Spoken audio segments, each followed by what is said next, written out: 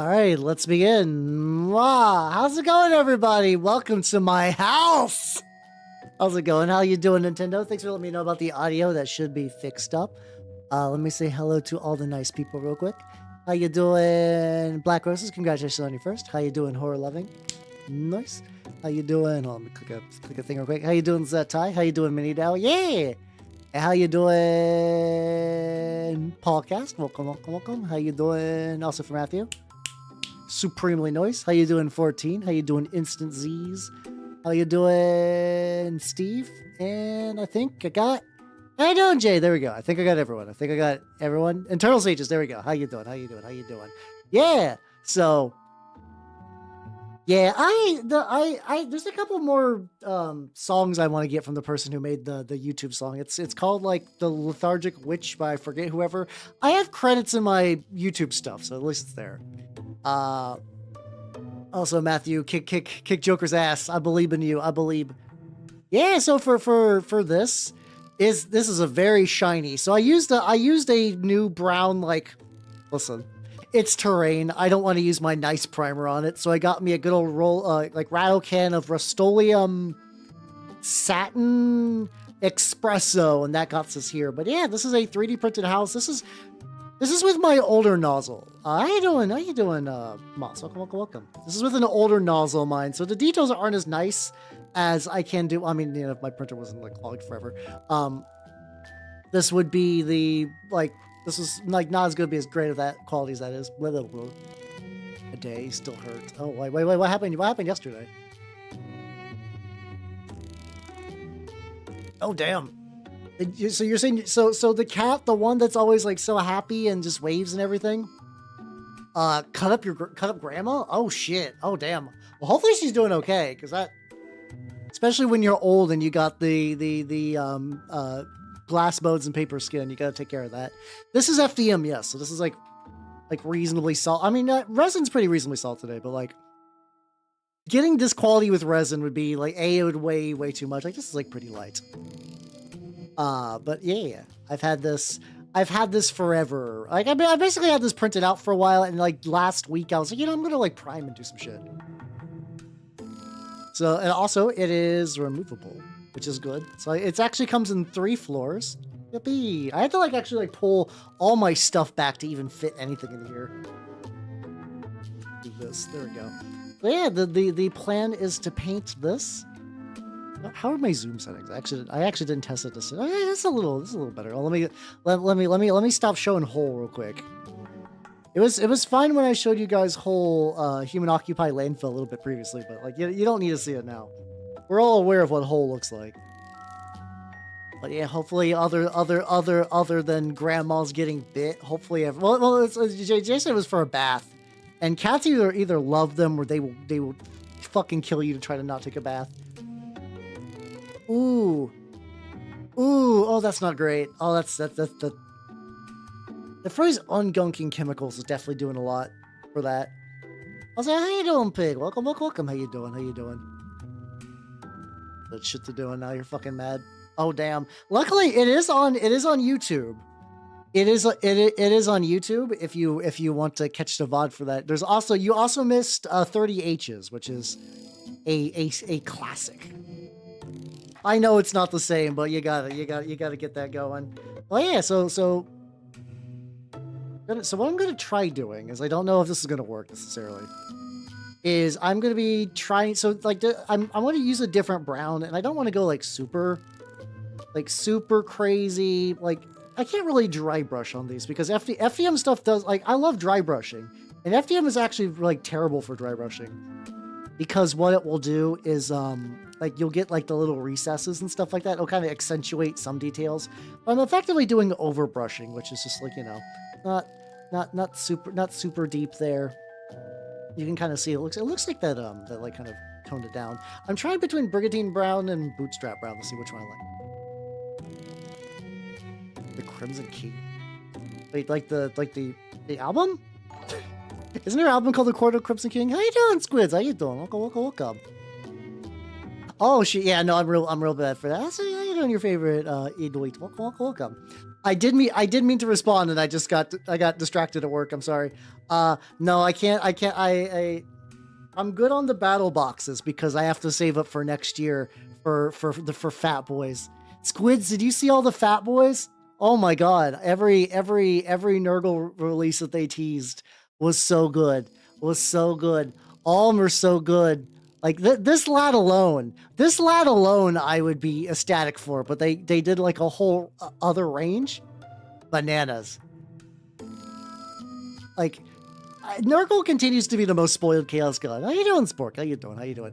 Oh, the Horse Heresy book. Oh, that makes a lot more sense in context. I'll also try like a slightly lighter brown. See how that kind of looks. Yeah. They basically they did a big reveal where they're pretty much. I don't know if this is going to be like a full overhaul of the range, but it does seem like they're going to be doing a lot more.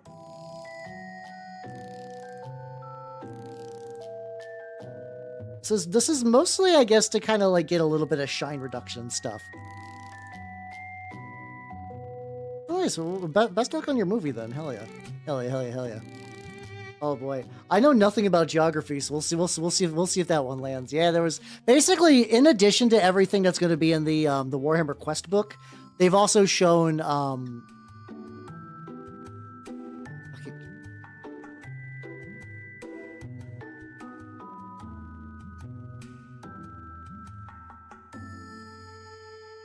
How you doing, Lana? Welcome. I just got stun locked. I might be thinking of that. And yeah, I know, Kyo. This is the closest I'm ever gonna come to owning a home. I'm gonna be real. It's gonna be owning. Well, considering that all my hobbies are, I am not suited well for home ownership. Just to like lightly overbrush a light brown on top of a dark brown. It's not gonna be super visible, but I think it's doing what I want, which is good. It is definitely a fixer-upper. I always like enjoy, like, I never watched the shows themselves, but I've always liked the ideas behind those shows where it's like, oh yeah, just take like a real shitty home and make it really, really nice. Oh, fuck yeah, stop motion, let's go. Oh, stop motion is so good. Hell yeah. Also, speaking about Horus Heresy books, I am, so I finished the Caves of Ice, the Caiaphas Cain book, and it's weird. I think I generally enjoy them, but like I don't have the same level of just like jerking that series off that a lot of people do. So I'm more like, well, that was fun. You know how like you know how for like Warhammer people are for like over exaggerating things via meme, the whole like you're gonna get the Melta. Like I kind of assumed that was like, oh, that's just gonna be like another one of these like overplayed no. I know this is not even a bad thing in my eyes, but no, that fucking Melta does like most of the heavy lifting in those stories. Things were bad, and then Jurgen just fucking fired the Melta, and then things got better. It's not like a 100% a get out of jail free card, but in the 2 books I've read, that thing like will basically kill anything. Because yeah, Melta, that's what Meltas do. For people who are not like 40k savvy, Meltas are basically almost kind of like firing like a microwave beam. It's like a really, really close range, high energy beam that will pretty much kill everything. Like it'll kill space marines, it'll fuck up tanks. The downside is that you usually get like 1 per squad if you do. And then also like, what's it called? They're kind of short range too. Yeah, exactly. Get that little firing sun bit. How you doing, Welcome? Welcome, how you doing?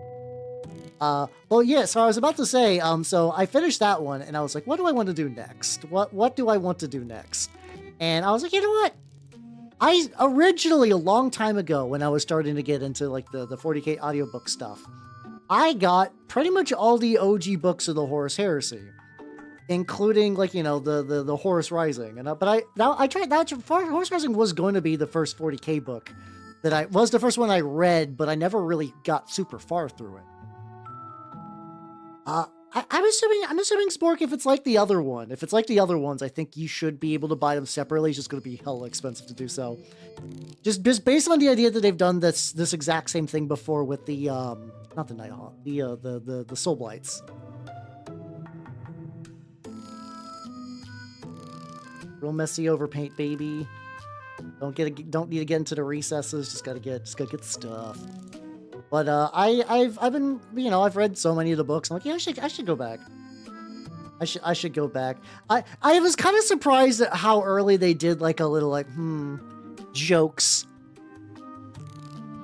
Because like they like in chapter 1 they're like all of the Justinian Terminators were dressed entirely in black, like there was some sort of Black Legion, and I'm like, oh my god.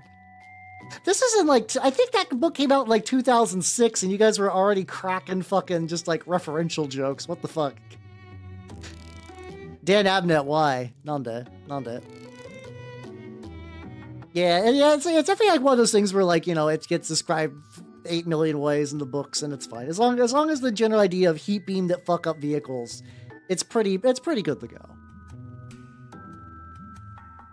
I just kind of assume that like, it has to be such an agonizing existence to be the kind of person that requires like, I need all my canon to be like as accurate as possible. Like, can you imagine the kind of person that is like I know they exist. Like I grew up on TG. I know they exist, but just like, I'm not saying that things shouldn't be like canon or have like any consistency. I'm saying like being like really aggravating about it, like not even for others but for yourself, where you're like, I need there to be consistency to this. For 40k must be hell. Oh my god. Like, how does a melta work? Okay, well, depending on the book and the author and the era, hell, even the idea of how strong a Space Marine is varies so much, like depending on the era or like who is in the book about, like where's the book in this timeline.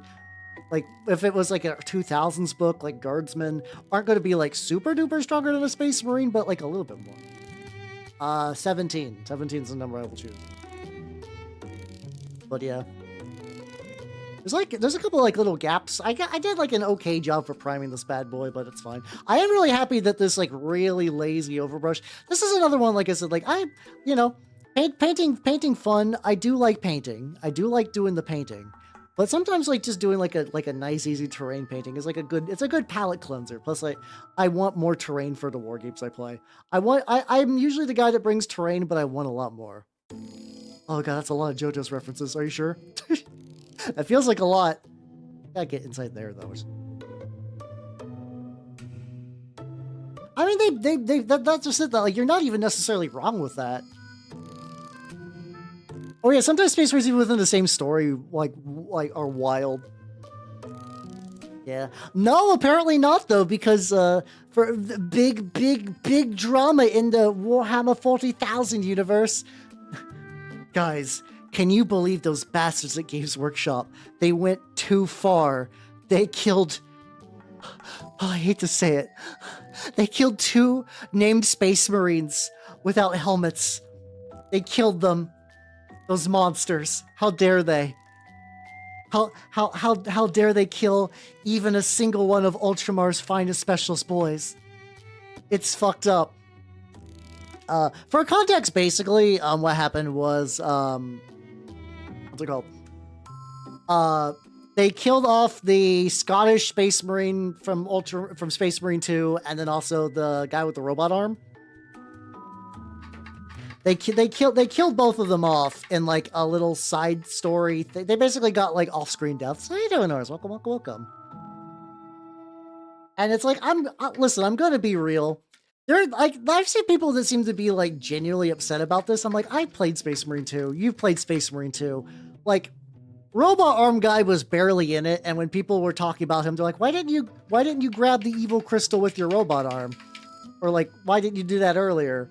Why did we wait for this? And Scottish Guy was just like, you know, the guy that gave you missions and was Scottish. You're not really missing out. Oh yeah, I mean, there's always gonna be... Oh no. I don't know, Jay, what? That's another one of those, like, I don't... Gaelic. Okay, that one's kind of fun. Yeah, I know, I am giving some shit. I'm giving some shit because they were killed in a community post. But it's like, I don't know, it's fine. Yeah, I have not actually sat down and read the whole article. From what I understand, they both basically did one of those, like, heroic last stands. trying to like seal off a bunch of like Gene Stealer cult guys, which, you know, that's how Marines go. That's how Marines leave this world. I actually added a little bit of moisture to my brush, which normally that would be great. In this case, I think it might have made it too streaky. We'll find out though. The tricky thing is I have no idea how I'm supposed to properly paint inside there, like not even slightly. How you doing, Sir Nicholas? Oh, they would be stupid not to make one. I don't even think it's a matter of if they're going to make a Space Marine 3. I think it's just when. I assume more likely that there'll be like a DLC that's going to have like there's probably going to be a DLC that deals with like Archeon. I can't remember his name. The Scottish dude, and then Robohand. There's probably going to be a DLC that involves them. Maybe I could see that. It's probably maybe even a teaser for Space Marine 3. You know, the last one made a lot of money on like not a huge amount of money. Like, you know, video games are now where like budgets go to die. And I'm sure like Space Marine 2 had like a decent budget, but I don't think it was like, we're going to make a live service. I mean, it is a live service game technically, but like, I don't think it was ever quite, it's not like people who made like Concord or whatever, where it's like, yeah, you could just make a game and then just have like a funky little multiplayer mode like a lot of games used to be. And it did pretty well, and 40K is more popular than ever. So they would be, genuinely stupid if they didn't make a Space Marine 2. And I'm pretty sure they're not. Like, I'm pretty sure everybody involved was like, oh, no, this actually was like sold well. Let's do that. Let's do that again. Right. Oh, yeah, so gotta get these ovens. Also got a bunch of these like bigger, cheaper brushes at my local Target, and I'm glad I did because they're helping a lot. So there we go. So yeah, this is the first coating. I mean, I guess I can also more on here. These are the parts that will connect to the top bit, so I don't think you're ever going to actually really truly get much nonsense. Hey, there we go.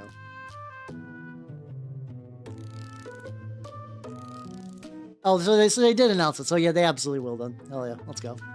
Yeah, just comparing just like one layer of this darker one. Oh yeah, that cranked the gloss a lot. I mean, I also like, so like for context, I also have this other house that I did.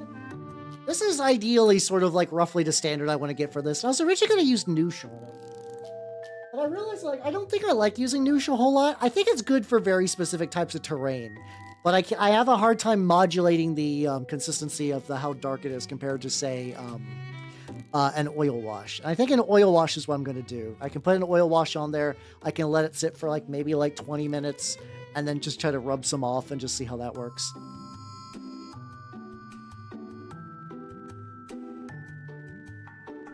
And then I think that's going to be the ticket. I think that's going to be the ticket.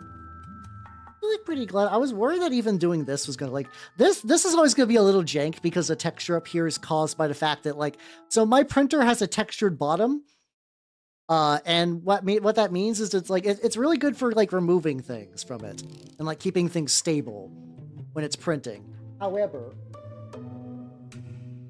I'll be back, don't worry. I'll wash out for Nanda.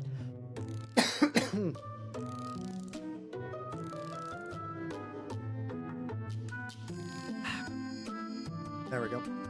But yeah. I think giving both of these an oil wash will be good. Then I will finally have terrain. It just matches the sofa, yeah. I was curious. I knew a joke would manifest out of that. I was just not sure which one. I did not know who was going to claim it and add to what degree.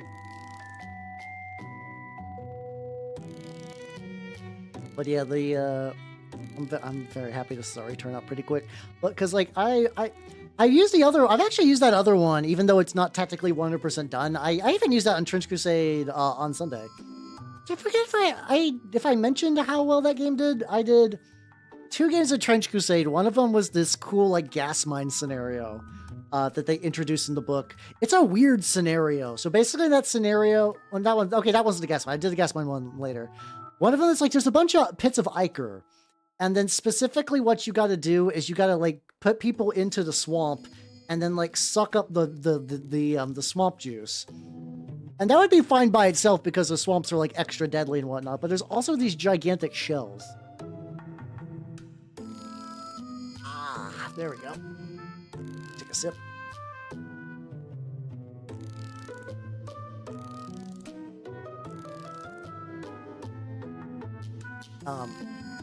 Let's see, what's it called? So like in addition to that, there are these gigantic big exploding mines, and if you explode them, it causes horrible evil ticks to pop out. In addition to that, there's a beast under the arena. And if the beast awakens, everybody dies. I mean, do you want udon? Like, how's the money looking? And like, is it the kind of udon that will like? I guess it depends on the udon place. Is this one of those like it's like a good place? Is this one that's good? It's like good, but you will like shit your pants later. Like what's the hold up from the udon? Sounds like that there might be like some lingering bit of bullshit. I'm just curious what. Oh yeah, I was about to say I thought they already did put a 40k take in World of Tanks, but War Thunder. So I was thinking World of Warships because I think they stuck a 40k boat in there for some reason. I guess for some reason is that probably the audience crossover between those two is like pretty reasonably large overlap. I have to imagine. I know udon's Japanese, but like, you know, I don't see why Chinese udon would be bad necessarily. So how you doing? Fuber? Welcome. How you doing? Gas station sushi sounds like a mistake. I guess it depends though. If this is like Japan where you get that like everything about Japanese konbini culture sounds nice. It's like every gas station has also got like a little food mart. It's basically like all the stuff is like, what if Wawa had food that was cheap and like good for you instead of a gravy burger? I think the Wawa near me is having gravy burgers now because Thanksgiving is arriving and thus all the abominations creep out of the woodwork. This is also where it's kind of hard to see for you guys in, but there's like a little bit of like weird kind of like melty textury stuff, which I think it just looks like Splinter bullshit, which I actually kind of think that actually looks good for this. Costco do a lot of fried food? I've still yet to go to a Costco. It's been on my list to do forever. I haven't. Yeah, it's that kind of like cranberry turkey gravy burger or whatever. Wawa doesn't give a fuck. Wawa's still like a nice enough place. Like I grew up with like significantly more garbage places than Wawa growing up. So the idea that like Wawas exist at all are like kind of surprising. I also still have like a weird imprinted enjoyment of Wawa because of the Sleepy Cabin people. I wasn't like the hugest like ride or die Sleepy Cabin fan, but like I did watch it a lot, and the way those guys describe Wawa, it was like the greatest place of all time. So I'm like, wow, it is a whimsical, magical land. All right, let's go a little darker as well. Yeah, it's not bad for what is essentially a elevated gas station. Wawa is pretty much the definition of like, this is better than I thought it would be. Yeah, but when I moved to where I currently live right now, it was just like straight up. That was the first time I've seen a Wawa in my entire life. I've yet to go to a Buc-ee's. Apparently, that's where you go to lose your mind for gas station. But I have, alas, I have not Buc-ee's a single time. That's counter. Oh, that sounds about right.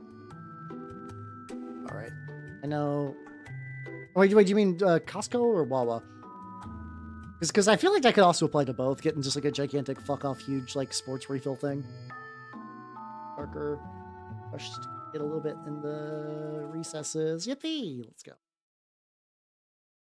I've been to a Stewart's. I'm not gonna lie, I've never heard of a Stewart's. I have not heard of a Stewart's.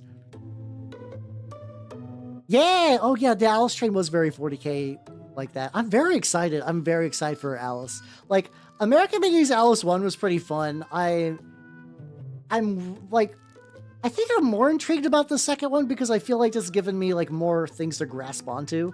Like in the first one, you know, Alice was catatonic and just doing like pretty typical like what if Wonderland but fucked up, which I mean Wonderland but fucked up is like still something I would enjoy. But I'm like two's doing some neat shit, like bringing in more real world trauma stuff and like the extended horrible family of Alice, and like everything's bad.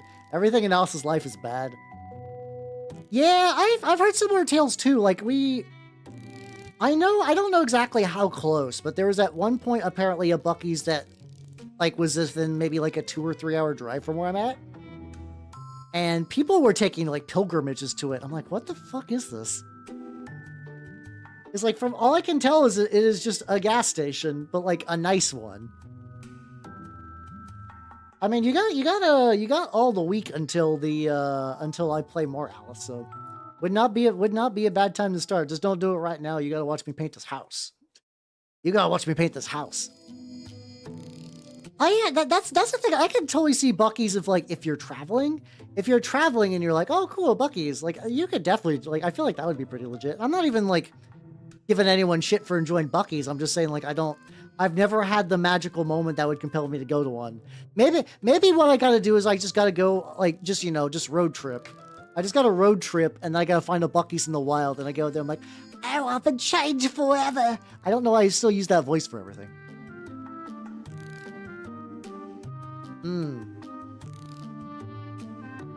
I don't know how to describe 40K.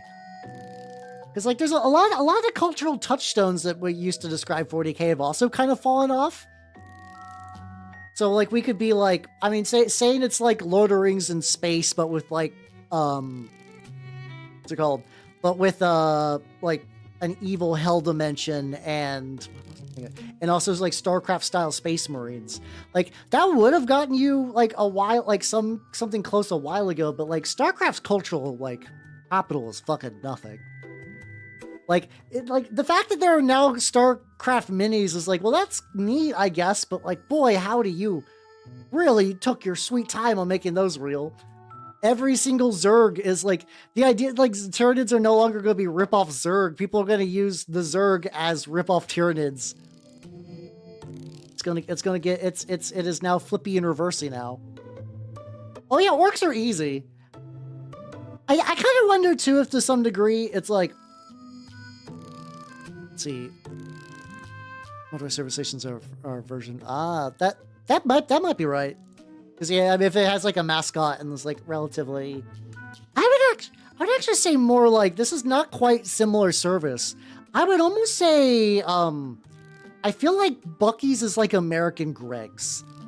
I have not been to Greg's, but I've seen people who are like, I'm gonna buy Greg's socks, and people do that kind of shit with Buc-ee's, where they're like, I really like Buc-ee's. I'm gonna buy Buc-ee's apparel. And you don't got people doing that for a lot of restaurants, but I feel like Greg's and Buc-ee's have similar fans, I guess. How you doing, Vero? Welcome. How you doing? Yeah. I feel like now if somebody was like, "How explain 40K?" I would probably try to start explaining what Space Marines are and then like go from there. That's how you doing, Son of Sanguinius. Thank you for the follow. Welcome to the workshop. Unfortunately, I am a #1 Lorgar enjoyer, so you're not gonna have a great time.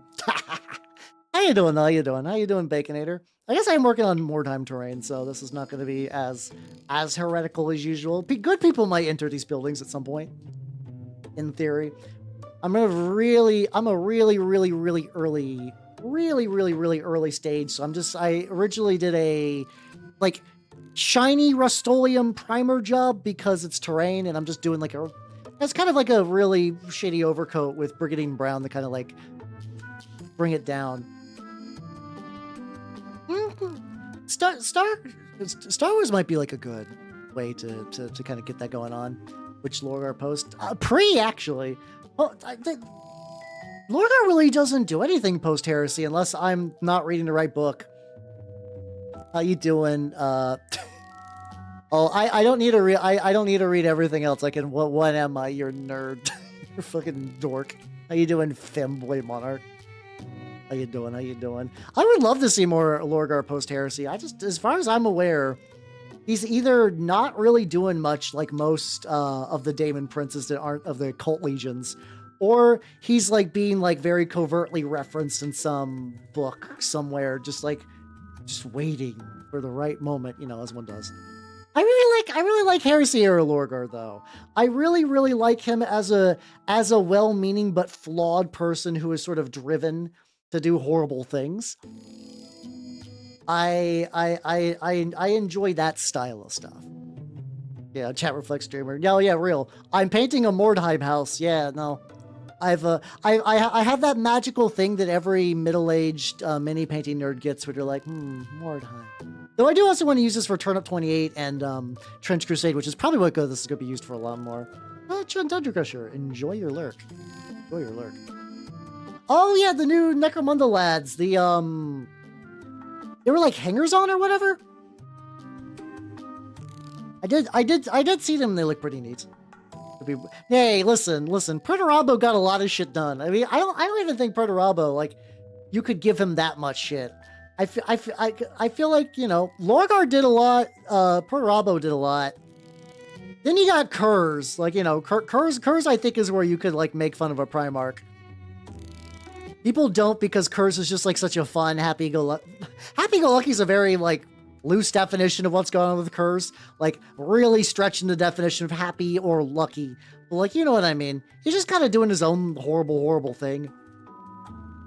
Like at a shade. God, no. At least not now. The plan is I'm kind of doing this like overbrush layer, which is going to leave a little bit of the original primer. Probably going to go back and like touch this up maybe with like a lighter shade as well. And then I am going to be using an oil wash. I don't know if I'm going to be able to use that on stream tonight. That's fine. The goal right now is like, you know, with terrain, you got to find that like balance between like, is this going to be like good or is this going to take like 3 million years? Off with this. This is a 3-piece house. Like I could do in another, let's see. Not bootstrap brown. I did this one shade. I might do another similar thing. How great. There we go. Big stretchy.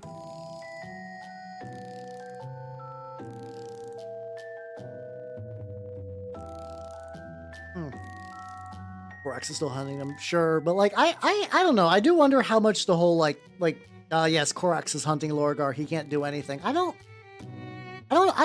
know if it's that much. Like I don't know if he's doing that much. But then again, I also like have not. That's one of those things that like I've been aware of the angry ghost bird Korax, but I've not read any books about it directly. So it's always tricky. So I don't know to like what degree that is memes.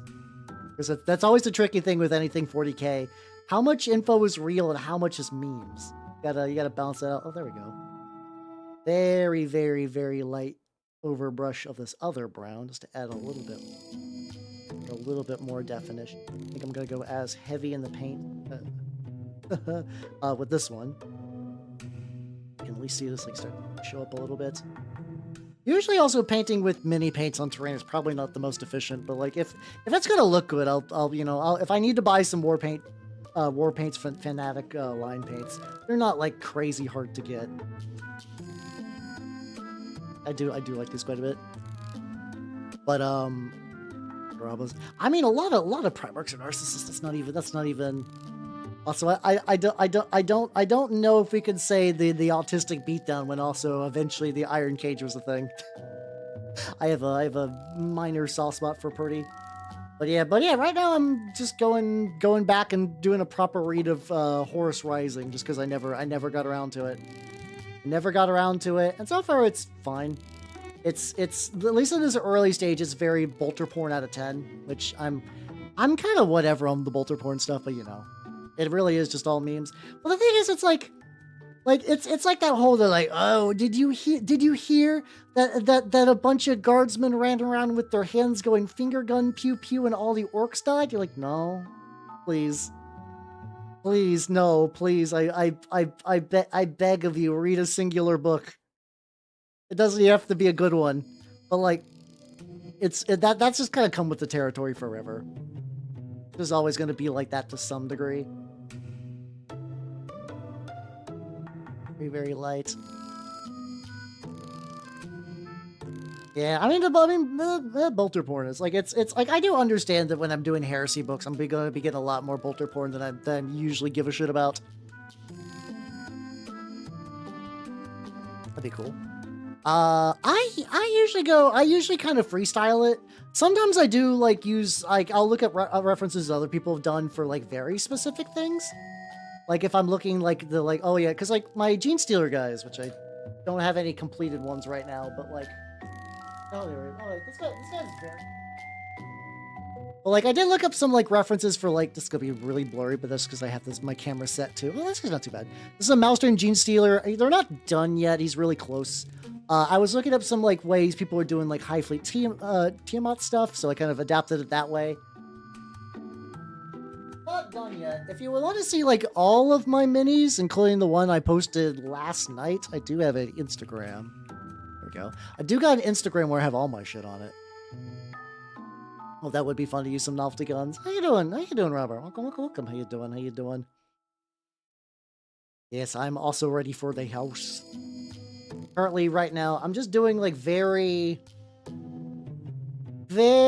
just kind of just like, honestly, even arguably kind of sloppy. I'm just kind of trying to get some color variation on here. Nothing too bananas. Because I'll probably eventually go back and maybe touch this up a little bit, like later. Or especially, I also do think the oil wash to some degree later will kind of unify a lot of colors too, which I'm hoping for. This is also not quite going full dry brush. I would love to go more dry brushy, but this is about the only level of dry brushing I can get at the moment. There.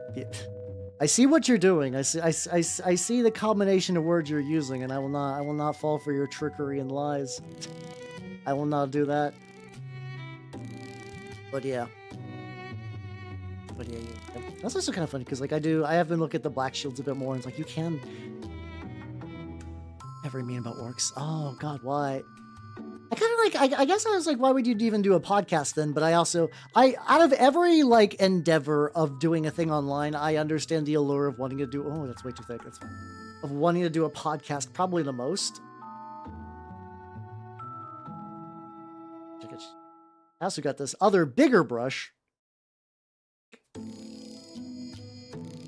Filter it around a little bit. Could be a little. Yeah, I've been very lucky and I haven't caught like too many just like abject memers. Usually it's in like comments of like people talking on like Twitter or whatever, which is why I try to avoid a lot of that because I know it's just gonna be dumb shit.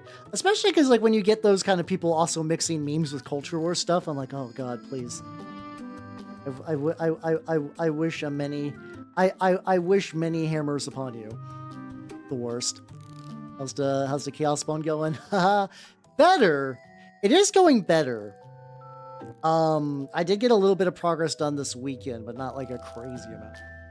I'm kind of at the point where it's like I'm at the point where I did all the jokes I need to do. I'm trying to explain very, very briefly how I did the painting for that. I do find that the more I work on it, the more I find myself really wishing I had like a dedicated video day though. I'm realizing that like a lot of things I want to do for anything video related is going to require time that I just do not have with my current schedule. And I would actually like to do YouTube stuff. I would. So I need to, I'm still planning things to see if I might be able to switch some stuff around. I know I did like a biggish schedule swap like the other day. Because I've been doing everything like an hour earlier. I might be doing some more changes around. With 5 orcs and the grenade exploded. At least Sly Marbo's like one guy as far as memes go. I understand that most Sly Marbo jokes are basically 40k Chuck Norris, and I can understand that. How you doing, son? Welcome. How you doing? Like I can conceptualize that. Looks awesome. Thank you. I'm doing right now it's very, very, very early on. I am working on this building.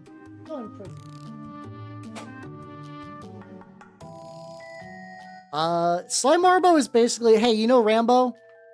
He's Rambo. He's Rambo in 40k because G-Dub are a bunch of uncreative hacks.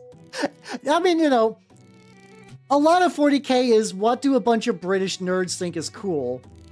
And over the years, like, especially early on, a lot of that was like, yeah, like 2080 comics, like Tolkien fantasy, Moorcock, Like, you know, they would take everything that they think is neat. They're like, wow, Games Workshop, did you invent, wow, these catachans? Wow, I love how you developed them whole cloth by yourself and you took no reference from anything ever. It's, you know, it's they just do shit like that. It's fun. Outdated road trailer. Yeah, that is weird. I do also wonder how much of that is just like cherry picking as well, where it's like if you want to be like, oh man, those orcs are crazy. Do you know they used to be Tyranids, right?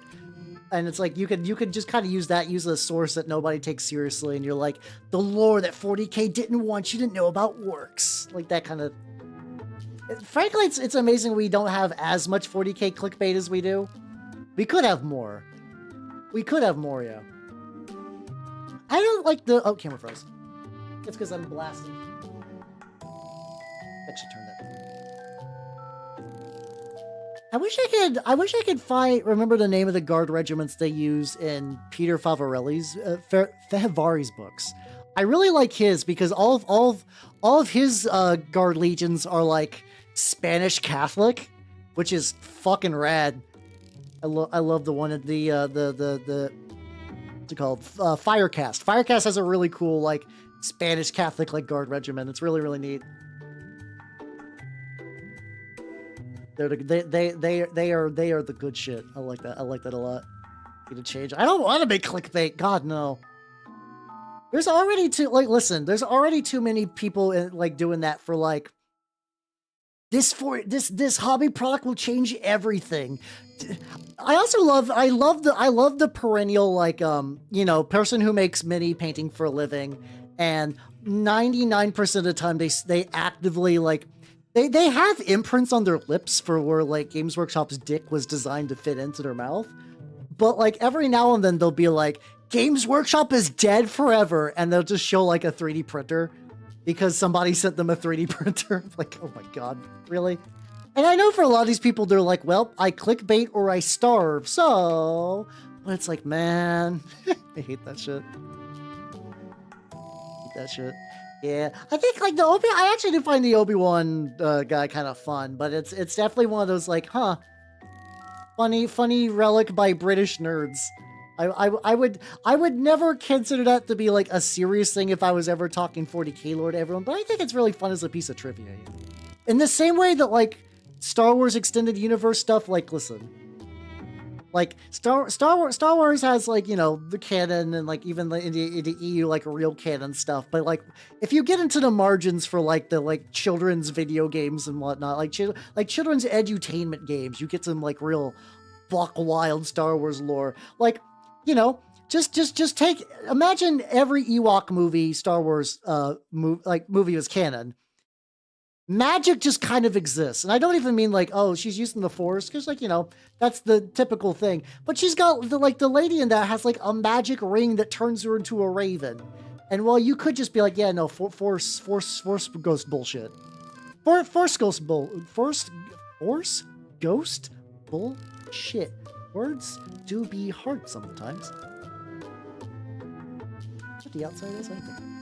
How you doing, Charlie? How you doing? Welcome. Oh god, I think I specifically know who you're talking about. It's there's a lady called like Discourse. I think it's a lady. They do Discourse miniatures and then like Discourse like tabletop or whatever, and like it's actually interesting. I find them to be uniquely fascinating, and that like they are a very like they're basically the type of grifter you would usually see more like kind of like right leaning but left, but doing the exact same shit. They're like, yeah, 40k's dead. Ugh, it's the worst. And then you're like, okay, you're never gonna stop. This is just for clickbait. How you doing, Space Wolves fan? How you doing? Welcome. You want to see my snake? I assure you, it's better than it sounds. Yay! Speaking of which, this is my snake, Nanners. The long creature is doing good. She actually she finally ate a rat the other like 2 days ago. She finally ate a rat like 2 days ago, and I'm very happy about that because you tell like the thing is you could the snakes like listen, if you want a reptile that you can pet and hold, don't get like a gecko or an iguana. Sometimes snakes are great for that. Snakes are great for that. Snakes are great for petting. But yeah. Nanners is doing very, very, very well. And she's currently in that, like, I just ate, so I'm just gonna, she's been, I don't know if it's a temperature change or whatever, but she's just been kind of like ass out. So not ass out, like ass in. She's been keeping like half of herself in her hide, and she's just been kind of just cruising around while keeping half of herself warm. It's really, really funny. I keep her in like the warmest room in the house, so she shouldn't be cold. She's just, being a fun tube. But yeah, Sun 312772, because I gotta call you by your full Christian name. Welcome to the freshman year of the official Manners fan club. Ah, ah. There we go. Yeah. You say small, but Nanners is roughly 5 feet. Nanners is legit, like, this is not even a bit. Nanners is bigger than certain VTubers I know. I know a couple of VTubers that are straight up like 4'3". Yeah, she's named Nanners after a moldy banana, because I thought, or more like overripe banana. And Clickbaiter Star sounds like cyber. I mean, it kind of is. Like, that is that kind of like, and this is something that, like, I'm kind of worried about if I was to ever, because, like, the allure of, like, I love a thing. I want to do I want to do that thing full time, but it's like the way the money gets in. And you're like, well, this is my job now. And also, like, sometimes you could actually be in that job long enough that, like, you don't have any marketable skills. Also, car downloader. Hell yeah, base car downloader. Thank you for the follow. Welcome to the workshop. You wouldn't download a car my ass. I'd download like 3. I would give people cars I downloaded. And Spacefuls fan 13636. Thank you for the follow. And welcome to the workshop. Yeah, my snake has 5 feet. They're all uniformly. They're like under her belly, like suction cups. She just makes like slurp noises when she moves around, because it's just a suction cup just turning off and on, just like sucking and unsucking. It's pretty great. Snakes are fun. Yeah. For context, for new people coming in, I'm currently just working on this big fuck off building for Mordheim. It's a very, this is a very going to be messy project. I need to touch up some of these walls though in a bit. It'll be fine. I think the plan is I'm going to hit everything with these really, really broad overcoats. I probably will go in and actively try to paint these a bit more legit. So far, it seems to be going pretty good though. I'm not too upset. Like this bit's where I'm going to start doing like the shingles and whatnot. Wait, you thought she was Irish? Wait, who's Irish? And also make sure I didn't miss anything. There we go. Oh yeah, but yeah. So yeah, that I do realize that sometime too, where it's like, I understand that sometimes people will make like, there's like one guy in particular that I think is the one that's I've always been kind of like, well, you actually do pretty decent stuff, but I was turned off by the clickbait for a while. It was the Eons of Battle guy. Like, there's a friend of mine who's really into him, and I watched a couple of his videos, and they're, like, reasonably good. But he's definitely one of those, like, I do clickbait to get people to click and stuff like that. Yeah! Oh, Dungeons and Discourse. Yes. She also has Discourse Minis, which is the mini equivalent. And like I said, it's a very similar to, like, a lot of times you will see, like, I don't know, like, what's his name? Like, Arch or whatever, who, like, clearly doesn't like Warhammer or the minis. I don't even mean to, like, fake fans. I mean more like, you're not having fun. Your every video is complaints. Like, you might want to just like look into another war game. There's plenty. Try literally any other war game. I assure you, there's other good war games out there. And I can understand like not being like like I don't play 10th edition because it doesn't do anything for me. I continue. God, I was playing Trench Crusade on Sunday, and I guess some people were playing like, I understand that you need to have that like reasonably organized like terrain layout, because if you don't, you just get shot off the table. And 40K has been bad about that forever. But it was like all these were all the terrain was like apparently just like they were just like foam bricks, like just like chunks of foam that I think were like maybe coated with Mod Podge. And that was it. There was no like stone texture or anything. It was just like blocks of styrofoam with like just enough to stop it, like just enough of a covering to stop it from imploding. And like, I do understand to like, you can do, I know that there's like footprints terrain has to have, And then if it has that, you're less likely to get shot off the table if you're doing melee stuff. But it's like, please, please just do like, and like, I also am willing to cut some benefit for the doubt. Like, oh yeah, this is a tournament. The tournament organizer clearly was just like, we were trying to get enough tables. It sucks, but no. This is just like casual pickup games. I'm like, this is awful. It's like that's the thing that like I would kind of hope for, that like if I was to ever consider doing the newest edition, I hope 11th has better terrain rules. I think that would be the thing that like, I don't know if that would get me to like, how we're trying to get you back. We James Workshop realize that you, man who complains on the internet, you're right. You're right. You're the demographic we crave. We're gonna fix terrain just for you, buddy.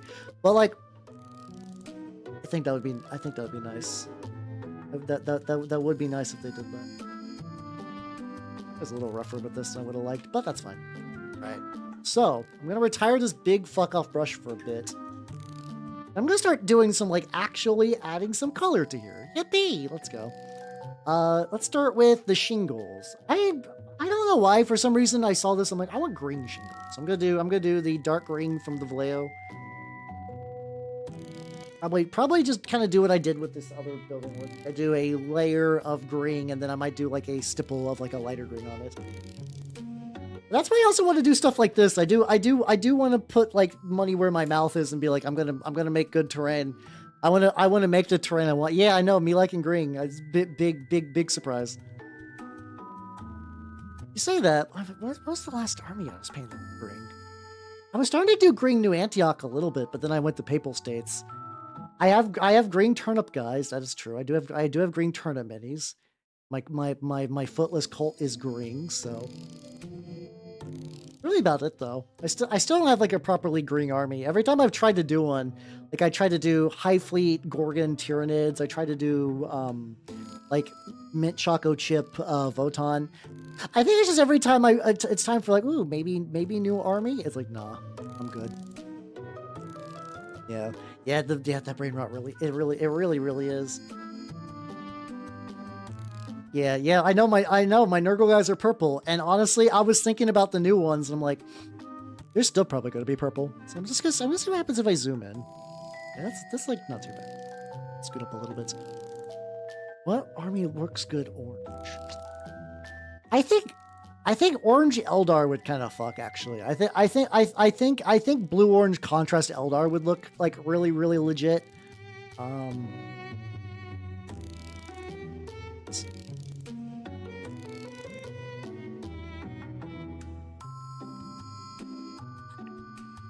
trying to think. I mean, like, you know, you could do an orange Space Marines, but I don't know if that's gonna be Florida Gate.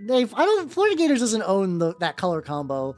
The well-known blue-green contrast has been a thing forever. But maybe, yeah. I remember, I think I did, when I was doing my Nurgle guys, which are purple and yellow, somebody's like, oh yeah, like Pittsburgh, right? I think it's Pittsburgh. I forget if Pittsburgh is the one that has, the same team colors. I'm like, no, it's not fucking Pittsburgh. Please. Have I seen that guy? No. If I'm watching somebody cook on the internet, it's usually Chef John, and even then it's kind of sporadic. It's usually kind of sporadic. I keep seeing a video of his pop up for slug burgers, and I'm like, is that like a euphemism, or is he actually making burgers out of slugs? Because I'd try it. I would definitely try a burger made of slugs if it was like cooked and prepared properly. How you doing, Vasario? How you doing? Welcome. Oh, it's a euphemism. Aww. Is it weird that I'm like kind of sad now? Ah, gotcha. Fair. I'm a Lakers player. Maybe it was Lakers. It was like some team. It was like some big team that like when I did that. It's, you know, it's just because there's a sports team for every color combo. Also, Vasario, thank you for the sub. Oh, shit, you're like one off from a year. Hot damn. Let's go. I am. Clearly it's like I'm like, it's weird. I'm both an adventurous eater and not. Like, if left to my own devices, I will eat, like, the same 4 foods until the day I die. But, like, with even the, like, littlest prodding, I'll be like, oh, fuck it, I'll eat plutonium. Is it cooked right? I mean, you know, okay, I will eat food that won't necessarily kill me. So, like, I don't think I would ever do fugu. I don't think I'd ever do fugu. Just because I don't like the idea of like, ooh, I eat this fish and oh no, they fucked up. I guess I'm dead now. Like, I don't like that. You know, I wanna continue to live a long and healthy life. Oh shit, how old is Skyrim? Gotta be what, like 15 at this point? Something like that? When did Skyrim come out? It's been forever. It was definitely like 360 era, which was like 2006. See, like something there. Oh god, I guess that's close to like that. Okay. Is Skyrim old enough to drink? I don't think so. 2011. Really? I thought it was like way newer. Okay. Huh. Okay, so it's only 14 years old. Little baby Dovahkiin is now in middle school, I guess. As one does. Oh yeah, that's what honestly that's what I used to do that. Now I do basically like I'll bake chicken and then I will fry mushrooms and cauliflower and usually like another vegetable too. I'm blanking on the exact one. Mushrooms, cauliflower, and then like maybe like something else. And then I'll mix them in. And along with like sometimes I put like some eggs in there too. Basically, I just kind of make like a bachelor stir fry that will last me a good hot fucking minute. I used to do the curry thing, and not that I hate it. I just ate too much. I need to take a break. Yeah. Oh. The funny thing is, I think somebody went and like caught up to him, and they're like, "Oh yeah, I like my name Dovahkiin. It's cool." I wonder if they call him like Dave or Dova. Like do they short to Dova or does he go by like Dave or something most of the time? I wonder what's like that. See, I don't want to do that. I don't want to find out I'm allergic to fugu and just fucking explode. Also, what's the movie night recommendation? I cannot guarantee anything. But what's it called?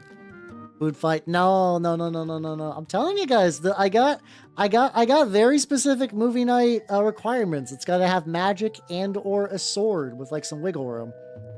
And I don't know. It's I know, like we all know food fight's bad. We know why food fight's bad. I don't think I'm not getting anything extra out of a viewing a food fight, as opposed to showing everybody like some of the other shit I do. I think I got Cosmic Sin pulled up for later. This week though, however, good movies are going to be coming because I want to do the animated Lord of the Rings movies. I find November to be a very cozy month for Lord of the Rings stuff, and for me anyway. We already did the Peter Jackson ones. We haven't done the Hobbit movies yet, and I'm sure that'll happen some November, probably November 2026. But I want to do the animated, like the Rankin Bass ones and stuff like that. So we're starting with Lord of the Rings on Wednesday.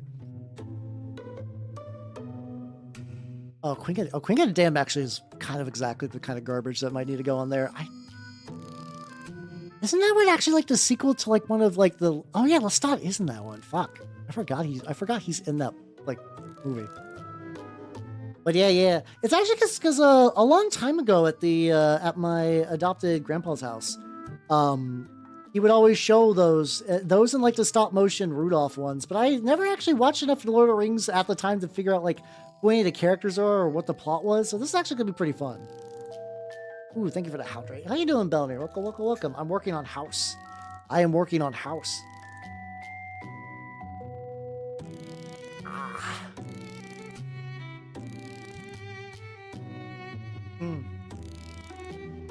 But yeah. Sword. We did do Sword and the Sorcerer. There's like a decent amount for. Oh, do I have? Hold on. I don't think I properly have a command for it. I really should. I do have a Letterboxd account. If anyone wants to see any of the movies we've already seen for the movie night, just to like, if you want to catch up or whatever, get some recs. How you doing, Noodles? Welcome, everybody. Welcome. If you do not know me, I'm Halbernot the Mimic Elf, miniature painting VTuber of the Nerd Golden Skate variety. Though today, I'm painting a fucking house. I do be painting a fucking house. Let's see what you were up to, nerd. How was the War Thundering? Oh, you're playing the Devil's game again. Everyone's still playing the Devil's game. Wait. The lead, what is the singer from Korn's in? Oh my god. Okay, yeah, no, that definitely needs to go on the list. Goth RoboCop. I start posting these in the movie recs. I'm getting too many movies at once, but all these just sound pretty legit. Yeah, finally. Well, I mean, yeah, owning a house. I think basically the only way you could really own a house too is if you had like someone else to like co-pay for that. I'm as a single man with the budget of guy who paints Warhammer minis, I'm sure as fuck not getting a house. Gonna paint the treehouse today. Yeah, this is gonna be for Mordheim, but because it's like my group may or may not be playing Mordheim at some point, but also I just want to have more terrain available. And right now, here I could let me really quick get this like last itty bitty little bit of these shingles just on the side. I can show and I can show you. Oh hell yeah, let's go. House inheritance, fuck yeah. It also doesn't help that like I moved pretty far. Well, actually, my adopted family also has never really owned property either, so I guess it wouldn't really matter where I moved to. I'm a sugar daddy. How you doing, Fuan? Nah, not interested. Nah, I'm good. But yeah, here, let me show you the full setup. So, this is the top. Got bottom floor. This one stacks. So these stack like reasonably okay, but you definitely have to like really like align. I basically can't do this like by touch. I kind of have to like purposely aim all the pegs. But it'll basically just end up like something like this. It's a big ass fucking house. So I'm currently now doing. There we go.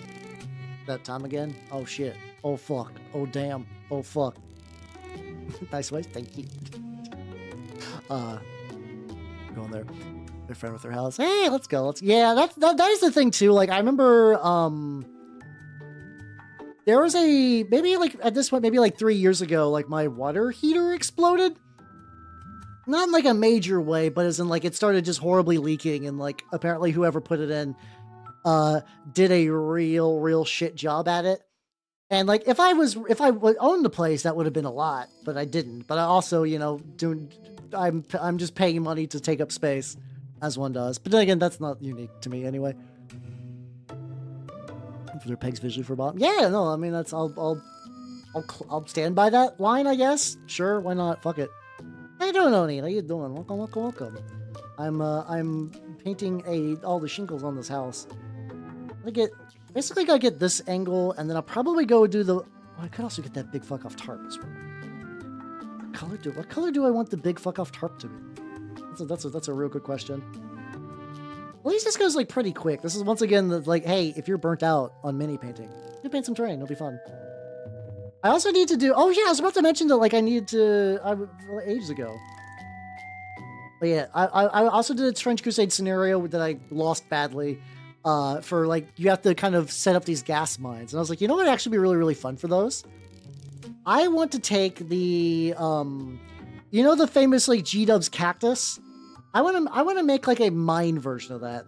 There's like some things I want to try to like make a sturdier one that I could like, because I made the G-Dub's cactus on stream and I took it to one shop and it broke. Like all the tooth, you know how you do like the little toothpicks and you're like, oh, this is sweet. They cracked. The toothpick cracked in transit, and like I had everything in like a nice, well put together box. It wasn't just like rolling around in my car. Oh, you're doing stress. Oh, I'm jelly. I have none of the leggy nights or like the extra thick boy nights, and I would kind of like to do one someday, but it's like lower on the list. It's like a thing I would like to do, but if you would like to do it so much, you should get one. I'm like, not quite that big. Stuck at traffic for 2 hours. Oh god, that sounds fucking brutal. Hang in there, yo. Hang in there. Get slightly more paint. Eventually, I'm also gonna have to hit like all these side angles and whatnot, but that's gonna be fun. Also, what are you doing for con prep stuff? Oh, that does remind me too. For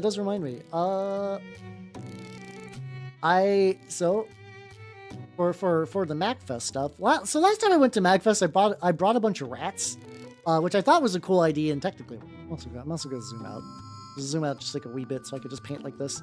And that did not work. So this time I'm gonna be bringing stickers. So I might eventually do like a, hey, I'm gonna be here if anyone wants just to say hello at MagFest for that kind of thing, and you can get a sticker. could show you. I could show you. My cool dog friend Erie actually put together a new sticker for that. I was like, yo, could I use this one that you made for me previously? And she was like, I'm actually gonna make you a new one. Yay, let's go.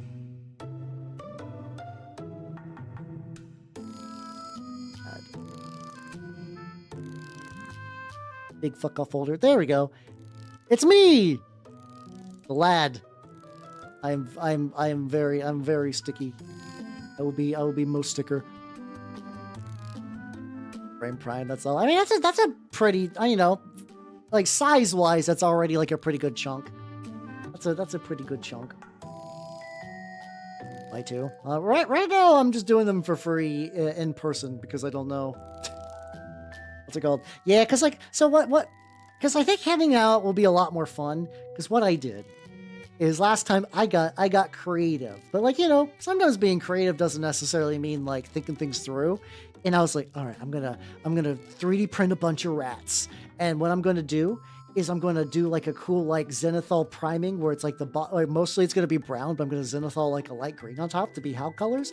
I'm gonna hand them out, and people were like, I like the rat a lot, but it's gonna break if I carry it, so you can hold on to it. And then they didn't take the rat, and I still have a bunch of the rats. Some people did, to be fair. There were people that took the rats, and I was very happy for that. But I was like, yeah, no, that's a good consideration that I not think about. Plus, carrying them all in the backpack at a convention was a lot. So stickers. I've had the whimsy beaten out of me by the reality of carrying a bunch of shit in my backpack. So. Plenty of sticky, it's just a little rude. I could be sticky. I'm filled with microplastics. I could be at least a little sticky. How you doing, came up here? How you doing?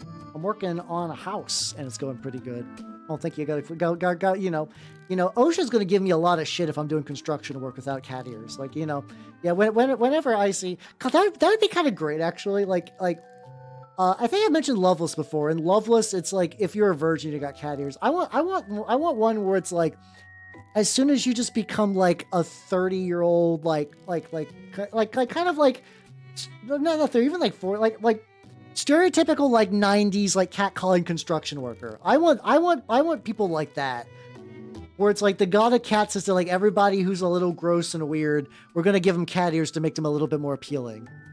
Where's my helmet? I got my helmet. I got the helmet on the left. I got the helmet on the right. How you doing, Muckrin? How you doing? I'm building. I already built it, but I am painting a building, which I'm going to use for Mordheim and other trains and whatnot. Or just toss me back into 2000s. I'm going to do it. I'm going to fucking throw you in there. Wait, what part in particular is throwing you back? The cat ears? There we go. Let's see. So many fucking jingles. Oh yeah.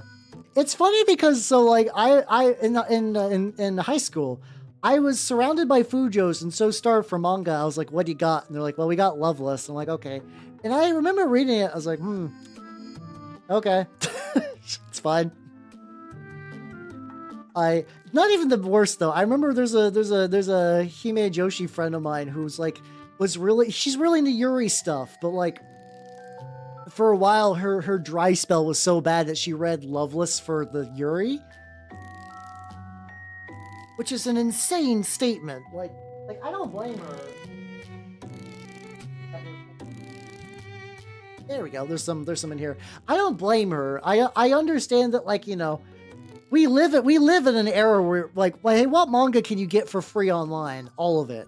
Like, even if all the websites get taken down, you can get all the manga, every manga. Just, you know, you gotta be smart and look. Hey, let's go. Why? The first one I ever purchased, I believe, was Elfen Lied. Like, I watched anime before that, but the first time I was like, I am going to buy anime.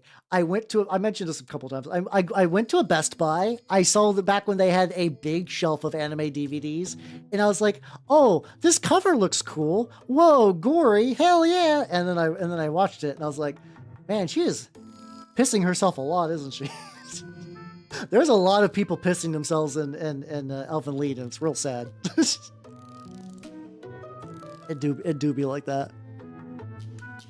Like, weird. Did it get weird early on though? I thought it was from what I vaguely recall. It was weird from the get-go, but I'm also willing to give you the benefit of the doubt on that one. I don't remember how far I ended up reading. Yeah, I still have like a thing in my brain that I never, because like I never watched more Elven Lied than the one anime DVD I had. There is part of me that's like, one of these days I just want to sit down and watch all of Elven Lied. I know that the manga is apparently worse, which is really funny because you don't get that very often. You don't get like, oh, don't watch, like usually it's like, you know, the anime adaptation's pretty good, but you should read the manga. Elven Lied's one of those ones where people are like, don't do that. Don't do that. I can hear so much shit. How you doing, Mantis? Yeah, I'm doing some. I 3D printed this a while ago, and I was like, you know what? I primed it. Actually, I'm actually pretty happy that like the overbrush basically like dulled a lot of this, which is pretty good. Yeah, I know I have sat down and watched all of Lane, but I also this is once again where it's like I have real bad memory, so it's like I remember liking all of Lane. But like it would be really hard for me to discuss like plot points of Lane because I don't recall most of them. So I'm just due for another one. Due for another watch. Oh god, yeah, I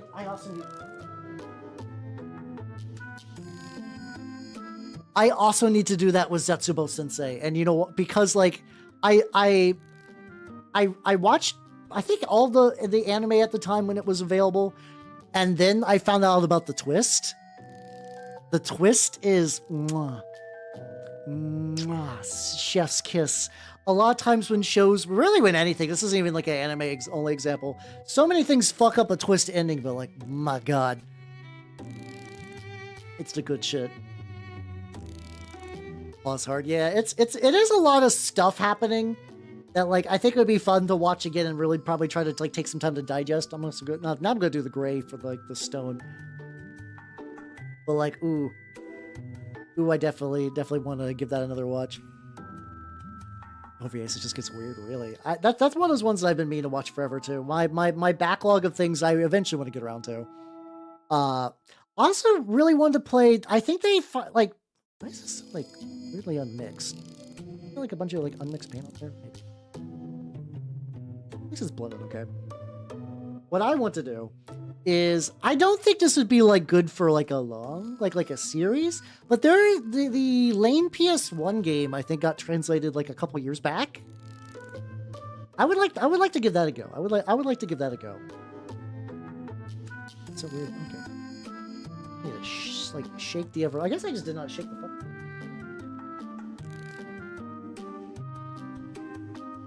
Oh yeah, no, same. My backlog is infinite, and the sad thing is I'd be okay with my backlog getting infinite if it meant that like I would like get through it at a reasonable rate. Painting like minis are fine. Watching anime, no. For some reason, the watching anime part of my backlog does not get any better.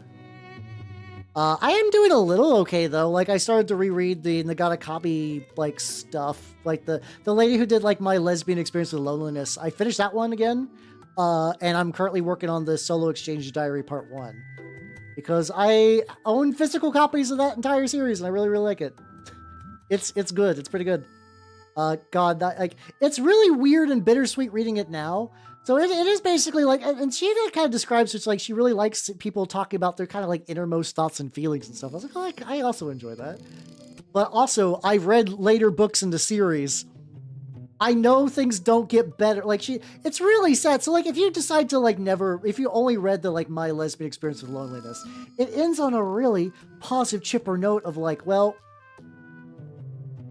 for context, Nagata Kabi is a manga author who is like massively mentally ill. And she's really bad with dealing with it. And she's got like, in addition to that kind of mental illness, she's got like a lot of self-esteem issues and like wanting the approval of her parents and being like really attracted to older women, kind of for sexual reasons, but kind of just because she just wants like basic affection.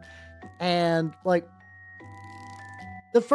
she got really big in Western circles because her sort of debut manga was like, I guess you'd almost kind of consider it like sort of provocative and like it's a very catchy title. Like it's if you see the title alone, you're like, oh damn, okay. It's something that is designed, I would argue, to get awards from certain groups of people. And if you ended it there, you're like, oh, her life is turning around. She's still kind of like dealing with a lot, but things are getting better. And no, they don't. No, they fucking don't. Oh God, no, it doesn't get better. In the Soul Exchange Diary, it's still relatively positive. And I don't think she ever slides into like total like everything's fucked, but it's like I'm getting better in my own little steps, and like, oh no, terrible setback, like the worst. Good Lord, God, that is Almantis. The funny thing is, like, I got into streaming to work on my mini painting backlog, and that is mixed. I will say, compared to your average like person, I go through a lot of minis. I get a lot of minis done. Like if I show, like I've shown pictures of like all the minis I painted on stream, I can no longer fit them on the same table. There's a lot of them. But the thing is, it's like the backlog never ends. For video games though, that would be impossible. Also because I do tend to like longer. I still like, I still want to try to like not do super long series. And then I did all of XCOM 2, which took like 3 months. XCOM 2 alone was like 3 months of just working on that. And then I did XCOM 1 in maybe like 2 weeks or so prior to that. Yeah, getting a 3D printer didn't help with the backlog either, but that's also fine. That's also fine. I'm okay with my mini painting backlog being infinite. That actually doesn't bother me very much. Cause yeah, that's also true. Yeah, like I love what Mutgren's saying. It's also fun because I do follow a lot of people that are like, yeah, what's it called? There are people that I really respect in the mini painting community who are like, yeah, I got this like 10 years ago. Now's the time. I'm feeling it now. And that's like both bad because it's like, it's a very specific kind of hoarding too. Like I love mini painting. The idea of hoarding in the culture I operate in is very common. And some people do it to like an unhealthy degree. I think my hoarding is fine. Not the best. But yeah, it's that's not a great habit to get, but also that's kind of inspirational. Like, oh yeah, I you know, work on it when you work on it, you know? Yeah, and then yeah, minis get added as things go. Yeah, it's interesting because like I don't really get. The funny thing is I've arguably even tried to do more like I've done some bigger games on release, and it just never really worked out. As well, like there are times part of me's like, well, like should I, would it be good to go entirely like, fuck it, no video games? But I have had people tell me, they're like, no, you don't need to do it. It's like all the time, but I do like a video game as like a break, as like a nice little palate cleanser for the week. And I don't even disagree with that necessarily. 100%. Like, well, at the very least, Muckran, do you have a bunch of completed projects now? Like, even if your backlog isn't done, can you like look at a bunch of projects and be like, I did do a bunch? Because that's still pretty legit. Oh, well, yeah, digital stuff is easy too, because like you don't think about the space. Like I have books that I've just downloaded because they seem neat. Like I have even less attachment to them than like most things, and it's just so easy. It's just so easy to do that. It's fine. I so basically everything I'm doing like a pretty thick brush on this will eventually require me to go like a smaller brush.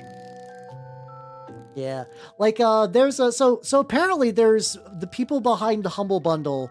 Some people have been getting together to make Humble Bundle 2, and their first thing is an immersive sims pack that has like System Shock 1 and 2. That one Texas, like that one kind of like Wild West immersive sim. It's like $20, and I'm like, well, at that price that would be kind of good. I kind of want to play System Shock one of these days, but it's like, how? When the fuck are you gonna get on to playing System Shock? How, buddy?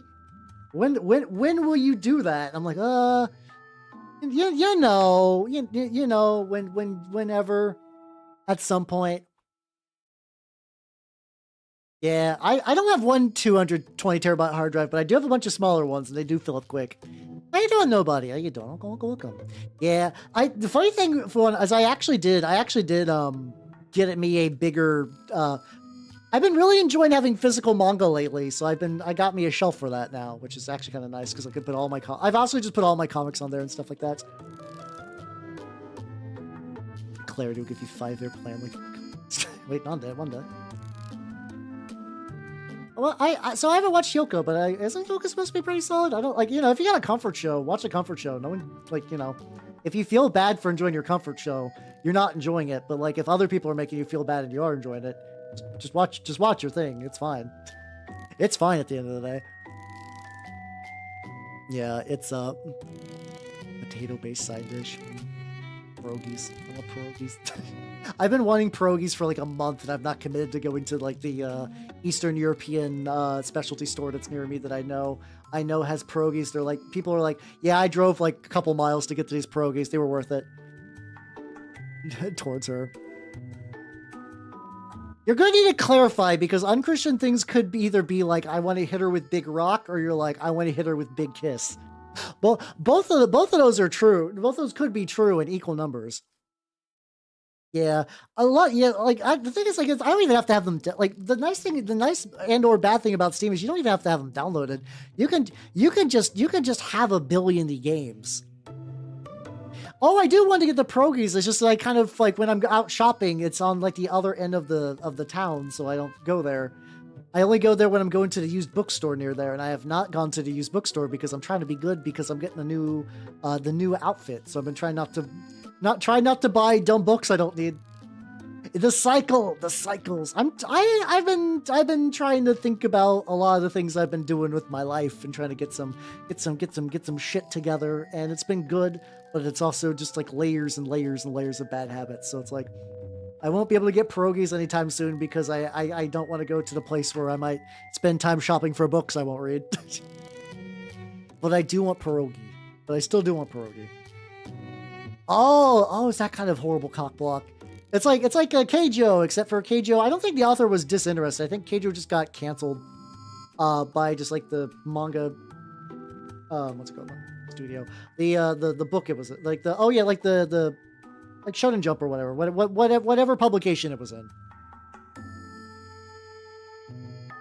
I also it's like, even if I don't get like super far, even if this is just like base coating wood, the stream, at the end of the day, it does even just like the little extra bits does make everything look nice. But yeah, no, comfort shows are good. What's my comfort? I don't know about comfort shows, but definitely my comfort game is Magic Pendule. I love Magic. Magic Pendule is interesting because it's probably like one of my favorite games. But unlike a lot of my other, I still think one of my favorite games of all time, which I've not streamed yet, and I don't know if I ever will because it's long, is Legend of Mana. Legend of Mana is for me kind of like the best things I could want in a JRPG. It's very open-ended. You've got a lot of customization. You're not exactly like the big dick hero. You're just kind of like traveling to all these different places and helping with individual. You do save the world incidentally, like several times, mind you, but it's never like you're the chosen one, or even like you're necessarily like doing heroic things on purpose. You're trying to just traveling. But you got like customizable pets and a customizable workshop, and you can enchant magic weapons and magic instruments, and you can do everything in non-linear order. Hey, congratulations on winning your game. I could make my own pierogies. I don't know. I probably wouldn't be too bad, actually. Oh yeah, I'd imagine, especially like learning Japanese for the puns, I think is like unironically a thing that probably will enhance a lot of anime. So much of the Japanese language is used on puns that like once you start realizing, you're like, oh god, this character's name was a pun, and this character's name was a pun. And I'm not even talking about like series like Sarada Zetsubo Sensei that like really lean into it. I mean just like even just like regular ass shows, you're like, has it been puns this entire time? And the answer is almost uniformly, yeah, pretty much. All right, there we go. We got all the stone on this one.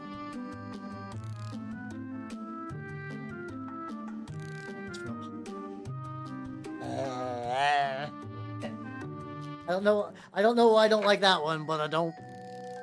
Yeah, accidental heroes are fun for that. It's really good. Like Gnostic things. Feeling the Gnostic urges towards my teacher. Because it's puns all the way down. Like, Japanese is such a fun language. This is going to be like a really, like, very short, like, weeb aside. So, certain, like, you know, a lot of times in manga, things are written not just from, like, right to left, but from, like, up to down. But there's also certain ways you could read a name from, like, left to right to up to down. That kind of changes the level of pun. Like, a lot of characters inside Naruto, it's like the Itoshiki sensei. Basically, his name, I forget what his name normally means, but that's the one, it's like you flip it one way and it's despair. And that's entirely a pun just based of just like, what if you took a name and you flipped it turnways? Like, that's a type of puns that you just can't do in other language. I mean, I'm sure certain other languages you can. You can't do that in English for sure. Like, flipping a word a certain direction is not going to get you extra pun juice in English, but in Japanese, it will get you some fucking mileage. Yeah, I think Japanese is a fun language to learn. I just think kanji's the devil. If kanji didn't exist, or like I could just download kanji directly to my brain, Japanese is a language that makes a lot of sense. It has less weird side rules than English. It's pretty straightforward. Like, a lot of stuff, like, you know, it tracks. And like, if you learn the reason why they do things, like, oh yeah, that makes sense. The only reason must be, that kind. Oh, it's just, it's a suffering professor. I see. It's some of me fair. Understandable. It's like, is there any stone in there? Oh yeah, there's the inside of the like little fireplace or whatever. Wizard 101 naming scheme. I have not played Wizard 101. That was, I recall seeing the commercials, but it was always like, I was out of the age bracket for that. And also, like, my family wouldn't even let me pay money for other, like more traditional MMOs for monthly subscriptions. I cannot imagine the, like, because like, every time I hear people who are like now in their like, you know, like early 30s, late 20s talk about Wizard 101, it's always like, it was a cool game, but I got paid while as a child and I couldn't do anything after a certain point, so I quit. I'm like, man, that's sad. That's so sad. Oh yeah, kanji really is rote. Like, I do understand that, like, you know, good Japanese teachers will give you like little little memory scheme reminder things to kind of help out. You know, it's like, oh yeah, like this uses characters for this, and like think of this as a way to remember that.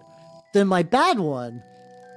But the bad ones, the ones I had, the one that probably like stopped me from really learning the language, he was just like, memorize this kanji. That's it. All right, now memorize this kanji next week. I'll do this one. Now that's what I call childhood trauma, volume 7. How you doing, Raven? Welcome. Yeah, let me get a chef's kiss for you. Mwah. I'm painting the big house. And it's going pretty good. I'm very, very like at the stage of like, I'm just putting base coats on a lot of things. It's been fun though, you know. Once again, painting terrain is very, very relaxing. It's very nice. Strongly recommend painting some terrain. How you doing, Wilhelm? Welcome. How you doing? It really is. Like, it's like, this is not my best painting ever, but like legitimately returning any amount of effort makes it look nice. It's super nice. How you doing? I did some base coating. I basically did I'm actually really happy how they, like, you can still see bits of shine from the satin the satin primer in the recesses, but it actually doesn't look too bad. And I think also once I eventually do like a matte ceiling on this. That's true, yes. My opponents will also use these. Stuff for fun. I want to use these for like Turnip and Trench Crusade and maybe Mordheim someday.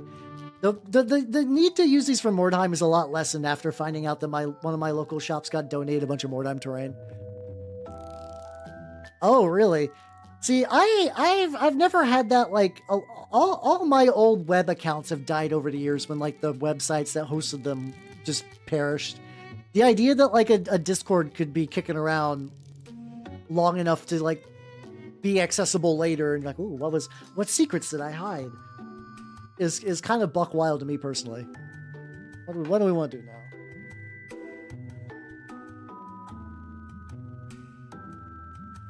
Okay, right now I think what I'm gonna do. Oh yeah, no. That is the thing that's like, you know, the idea that like when I was taught early on as a teen that like everything that's you do on the internet will be preserved on the internet forever. How you doing, Tari? Welcome, welcome, welcome. I'm working on some terrain. For the head bat. Thank you, thank you, thank you.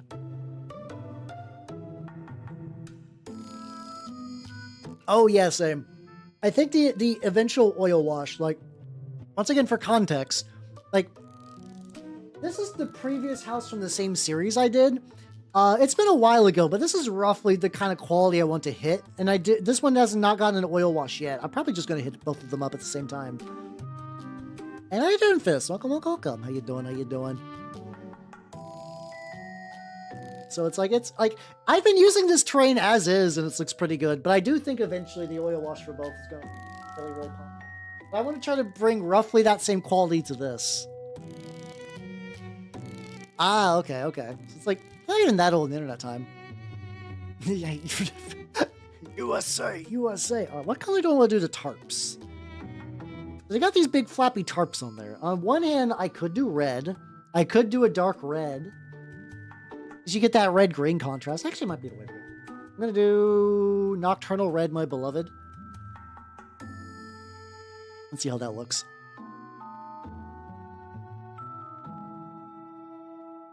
Hey, Wilhelm. Unironically, I think that's legitimately what I used. That's legitimately what I used. This is the Satin Espresso. It doesn't look nearly as shiny because I did some really messy overcoats with this Brigadine Brown and this Bootstrap Brown, which is why it looks slightly more matte. But yeah, it is like a really, really good. It's really, really good. So all the places I missed will still look pretty legit.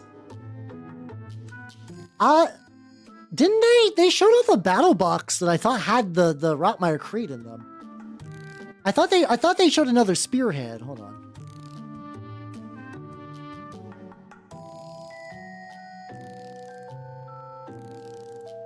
Yeah, I might want to double check on that, but I do think that they're still going to be kicking around. I think it's because how you doing, Luna? Welcome, welcome, welcome. I think out of every single Warcry warband, I'm still sad that Warcry's dying, unfortunately. I do think that those are the ones that like really filled like a slot in an army. Like I know people were using like some of the Dark Oaths and stuff like that for a while. And it was like pretty neat, but like it was always more like a fun gimmick thing, I guess. I think the Rotmire Creed basically was like a hole that needed filled. How you doing, Kinsley? How you doing? I'm gonna say like a lot of maybes on that. For context, like what's likely going to happen is I'm going to be using this for Trench Crusade and Turnip 28. But there is some interest in doing some Mordheim stuff near me. However, there's already somebody who, like, when I printed this out, I was like, I need to build a Mordheim table for that. But then eventually somebody near me just kind of donated a bunch of Mordheim terrain. For real. I'm not going to get the edges yet. This is just going to be a big flat base coat. Yeah. Yeah, because like I even saw some of the Go Warhead people were using like Mordheim buildings for a lot of their Horse Heresy stuff. And you would be like, I don't know how that would fit, but imagine a bunch of Iron Warriors with a huge tank pulling up to like a decrepit building. It's also really fun too because all you have to do is you could just take like a Mordheim building and put just like a Imperial style power generator outside, and you're like, oh, that looks really good. I do like the multi-purposeness of that. It's pretty baller. Oh, what a spread. There you go. There we go. Thank you for the hydrate stretch. Also, Caramel Cat. Caramel? Caramel Cat. Thank you for the follow. Welcome to the workshop. Caramel is one of those words. Also, I'm used to saying caramel. I grew up in caramel country.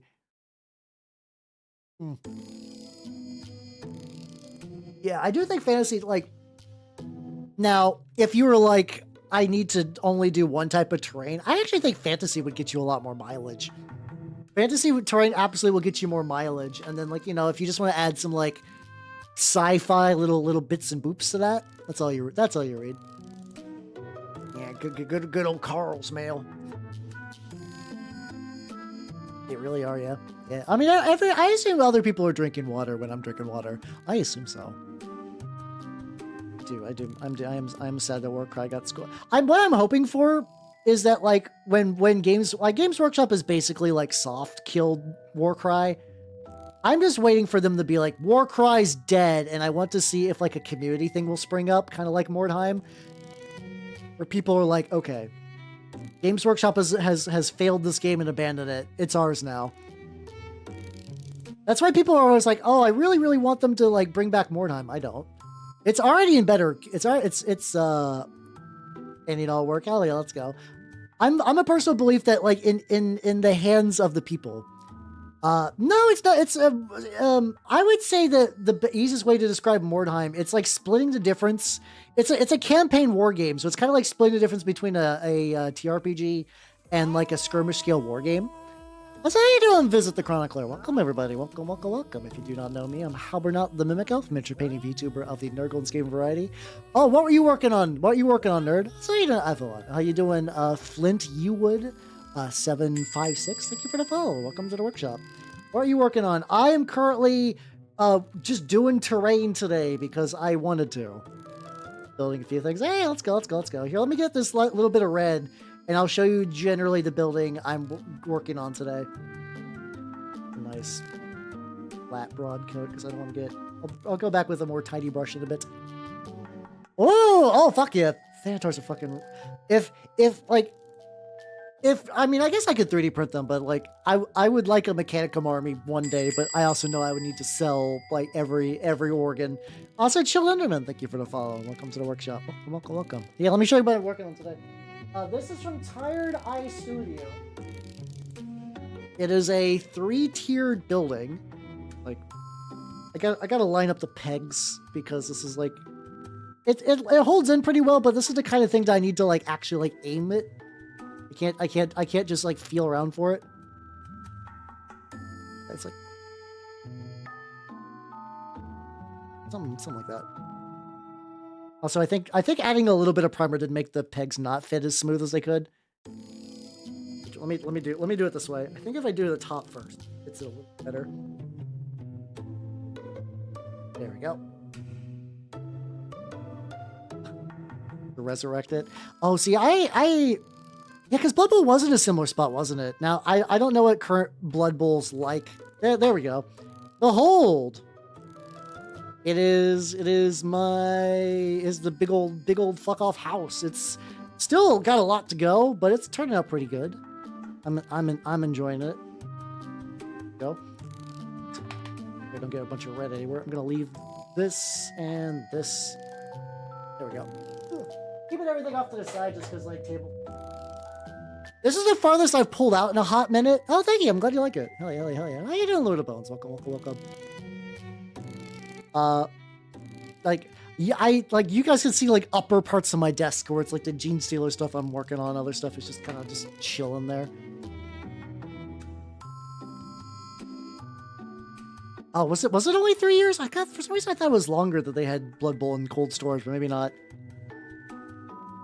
From what I understand for Warcry, they're like, we're just gonna like, I don't think they've admitted that directly, but I think the implication seems to be that like models are being removed from the store and whatnot. There's going to be a reckoning of just like, or not even the wreck, probably just like a slow, quiet death, really more than anything. There we go. Put some sniper rats on there. Yeah. Yeah, but yeah, so I'm not optimistic. I'm not optimistic about G-Dubs doing anything good with it. Oh, okay, I see. Yeah, Blood Bowl's one of those games I've only interacted with in digital format, so the actual physical tabletop stuff I'm not super knowledgeable. Did delete Mr. Longcat? But Longcat is long. I haven't thought about Longcat in a hot minute. Hey, let's go. Oh, fuck yeah. Hell yeah. Also fun doing like dual war games like that, so fuck yeah, let's go. Oh god, Blood Bowl really is. I distinctly remember before playing with some friends of mine, and I had one snap. Welcome. Thank you. This is a big ass some Tired Eye Studios. There's a lot of really good terrain stuff. I really like their work. It's that kind of nice level of like cartoony, but also kind of neat. Oh, the Shrinax or whatever. It's pronounced weird. I forget which. The funny thing is I have that, Do I have it near me? Hold on.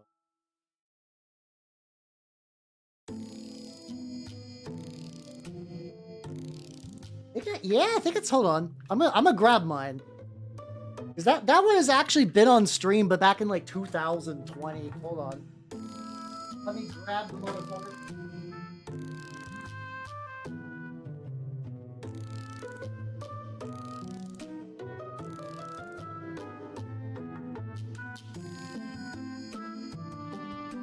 Anyway. Yeah. Okay. So what happened was when I was like first starting to become a VTuber, I did a joke. Oh, so this had to be April 2021, where I tried to do the joke of like, I'm how I paint cats. And I started to work on it, and I just didn't like it, and it just sat for a while, and I started to strip it. It's still got a lot of like paint residue on it, so I think I just need to like really put it in. Oh yeah, Suggs did a fucking, she was the one that did the wings, right? As somebody who is very much of the, I like painting all my things horrible and grimy and bloody, I do admire her just like whimsy. Oh, I'm also noticing this is the first time that I'm noticing little supports are in there, so I'm gonna knock those out. Because she does some like real beautiful, vibrant colors, and that is just not how I like to do things. There we go. Goodness, this is not like horribly fucking up the paint job. Yippee! Sick. Your Umain. Oh yeah, but then from what I understand, there's like a big update that dropped that has like basically or bringing the US version closer to the Japanese version, is what I vaguely heard. You're horsing around. In the War Master game. How you doing, Lego Man? How you doing? What did you?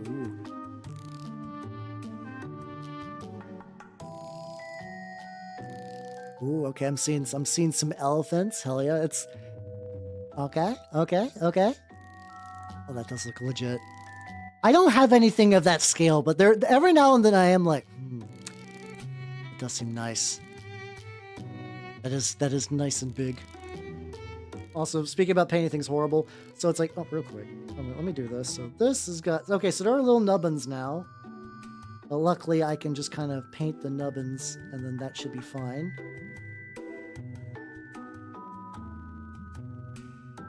There we go. The last whimsy. I'm like moving some shit around, taking a drink. Bit of country Tripoli. Ooh, very nice.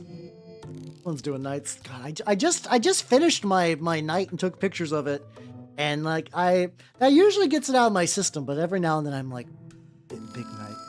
I haven't done a big night in a while. What I was thinking about so like these little rags are like, they got like a bunch of holes in them, so I thought these would actually be kind of fun to do skin color. These ones I'm gonna actually do skin colored because I think that would be like, you know, if you're like Cults of the Possessed or like Skaven or whatever, you would take some Flen skin, just hang them around here to look spooky.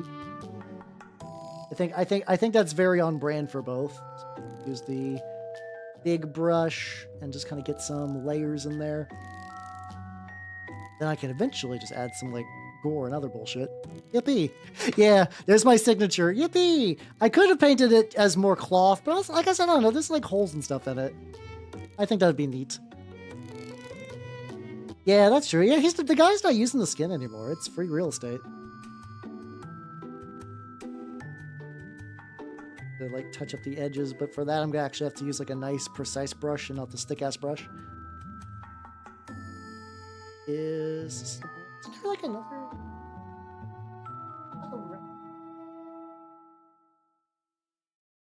There's like two of these. You know, I mean, tell me, listen, like this has got the telltale signs of like this could be skin.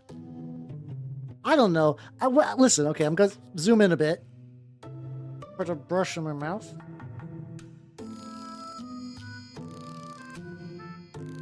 Cloth can get holes. I'm just saying that the way the holes on this looks feels a lot more like skin and less like cloth getting tears. Because there's other cloth on here that is ragged, and it doesn't nearly look like it's got this much skin. I can't believe it's not skin. That's true. No one said I'm wrong. They're just concerned, which is, fair. I'm also greatly enjoying the fact that so I was feeling what's happening. I was feeling like doing an Iosis like playlist for that. So we're listening to Iosis, and it's just really funny painting like this is where the Flynn skin goes while we're listening to some classic Toho jams. That's one of these things. Maybe one day I'll do a Toho stream and just get my ass kicked because I'm not good at Toho games. I'm not good at shmups. But I feel like I would be like I have brought shame to my ancestors because I have not done a no CC clear of any of the Toho games. Just nips in a belly button. Might be a blacksmith apron, maybe. Could be. It's fine. It's fine. Oh, this one I could actually get into the sides. There we go. You can explain the elf punches. Yeah, it's like when you got like a little business card and you go in and you get your card punched. And unlike most business where you can exchange punches for like goods and services like discounts and whatnot, you can exchange your punches for nothing. They just accumulate forever. But you do eventually get me to snap my fingers and say noise. Which really isn't that the best gift of all? That's true. I do probably like Turnip is weird in that it isn't necessarily that grimdark, but also if somebody was skinned in Turnip, it wouldn't be that weird. Turnip rides a very interesting line on how grimdark it is. How you doing, Crypt Shadow? Welcome. Second State of Pikeman. Hey, let's go. Except for the Night Rain. See, I have not played Night Rain at all. I really haven't played any of the big, like, these are big multiplayer games in a hot minute. Like, I think the closest game to a game with multiplayer that I've really done anything with recently, there's a game called Go, like G-O-G-H, like Van Gogh, which is supposed to be like a productivity tool, like multiplayer chat room kind of dealio, which I've not gotten super far in it, but I did make me, which was actually surprisingly easy. Their character creator is reasonably solid. I could, let me get the skin and I'll show you how I made myself in that game. Yeah. Sometimes you could just be funky little dudes who like to flay people, I won't judge. I won't judge, says me, man whose army's most... out of everyone in my friend group, I'm probably the one that has the most flayed skin on any models, so... And I don't even play Night Lords. I would like a Nemesis Claw, but they're always, like, hella sold out. There we go. Just get peeled, nerd.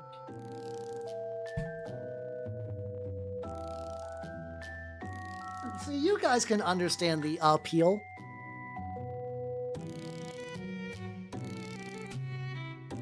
There we go. I could kit bash one. I could. I got other stuff I gotta work on too, so it's fine. It's one of those. It's like I think it'd be a neat project, but like not neat enough for me to actually alter any of the other things I'm doing. Now what I'm gonna do is got a little green paint. Oh yeah, I got the goop. Hey, where's my goop? I got my unicorn brush goop that is actually dried. It's fucked up. I ordered the goop. I don't think I showed you one. So I got the goop. I didn't order it. It was I think it was Black Roses. I think it was Black Roses. If it's not Black Roses, please correct me. I'm bad with remembering. I think it was Black Roses. Got me the goop, and the goop came in solid. It's fucked up. However, even in its solid state, the goop is functionally just like brush soap. Like, it still works. I can still just kind of like add some water and just rub it in there, and a lot of paint does come off. I'll like try to like remove a little bit of the excess paint. And there we go. That did a pretty decent job. I mean, I'm gonna be painting it green again, mind you, but don't want it to like get into the feral and dry super bad. So yeah, now the goal. So like you can see all these little edge things. Rub that goop in your bad elf. I did. How you doing, Moira? How you doing? I'm working on terrain, and it's going pretty well. Big thing I gotta do right now is just like get all these edges. There you go. Mostly working. I'm like painting it like a weird, funky angle. Yeah, it is weird because it's like the whole thing is like, wow, it's goop. Put it in. And I guess that's the thing though, is I probably at the time I should have just like contacted customer support and been like, yo, my goop's solid, what do? But I'm like, it's fine. The goop still functions, so it's whatever. And I'm probably past any sort of like refund or like get a new copy thing from Monument. I guess I could check to see if there's like a. I think I think at this point though, I probably wouldn't need to do that immediately. That's fine though. Like I said, the goop is still good.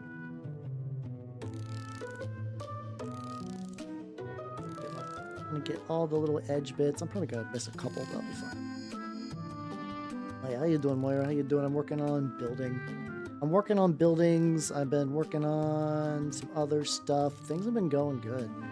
Things have been going good on How Project Land. The only thing that I'm sad is I'm not making as much progress on the Chaos Meatball video that I would like. But otherwise things be going good. Like I got my Mom Luke built yesterday, which was good. I was wanting to do more yesterday, but like I think I had the first time I ordered chicken from Popeyes that directly hurt my stomach. I don't know what they did to those wings, but I was in pain. Because my friend, the artist formerly known as Echo Gummy, who is now Eerie Echo Hound, she debuted. So I was like, okay, I'm not gonna go to Magic this day. I'm not gonna go to Magic. So I'm gonna go see her debut. I got me some Popeyes for delivery because I didn't have time to cook. And it's like, oh boy, I don't know what happened, but I was just like, any amount of free time I would have gained from that, besides just like after the debut was over, was just eliminated. It sucked. I hated it. Wait, what's from? I feel like I should know the acronym BMG, but I'm blanking super hard. What's that acronym for?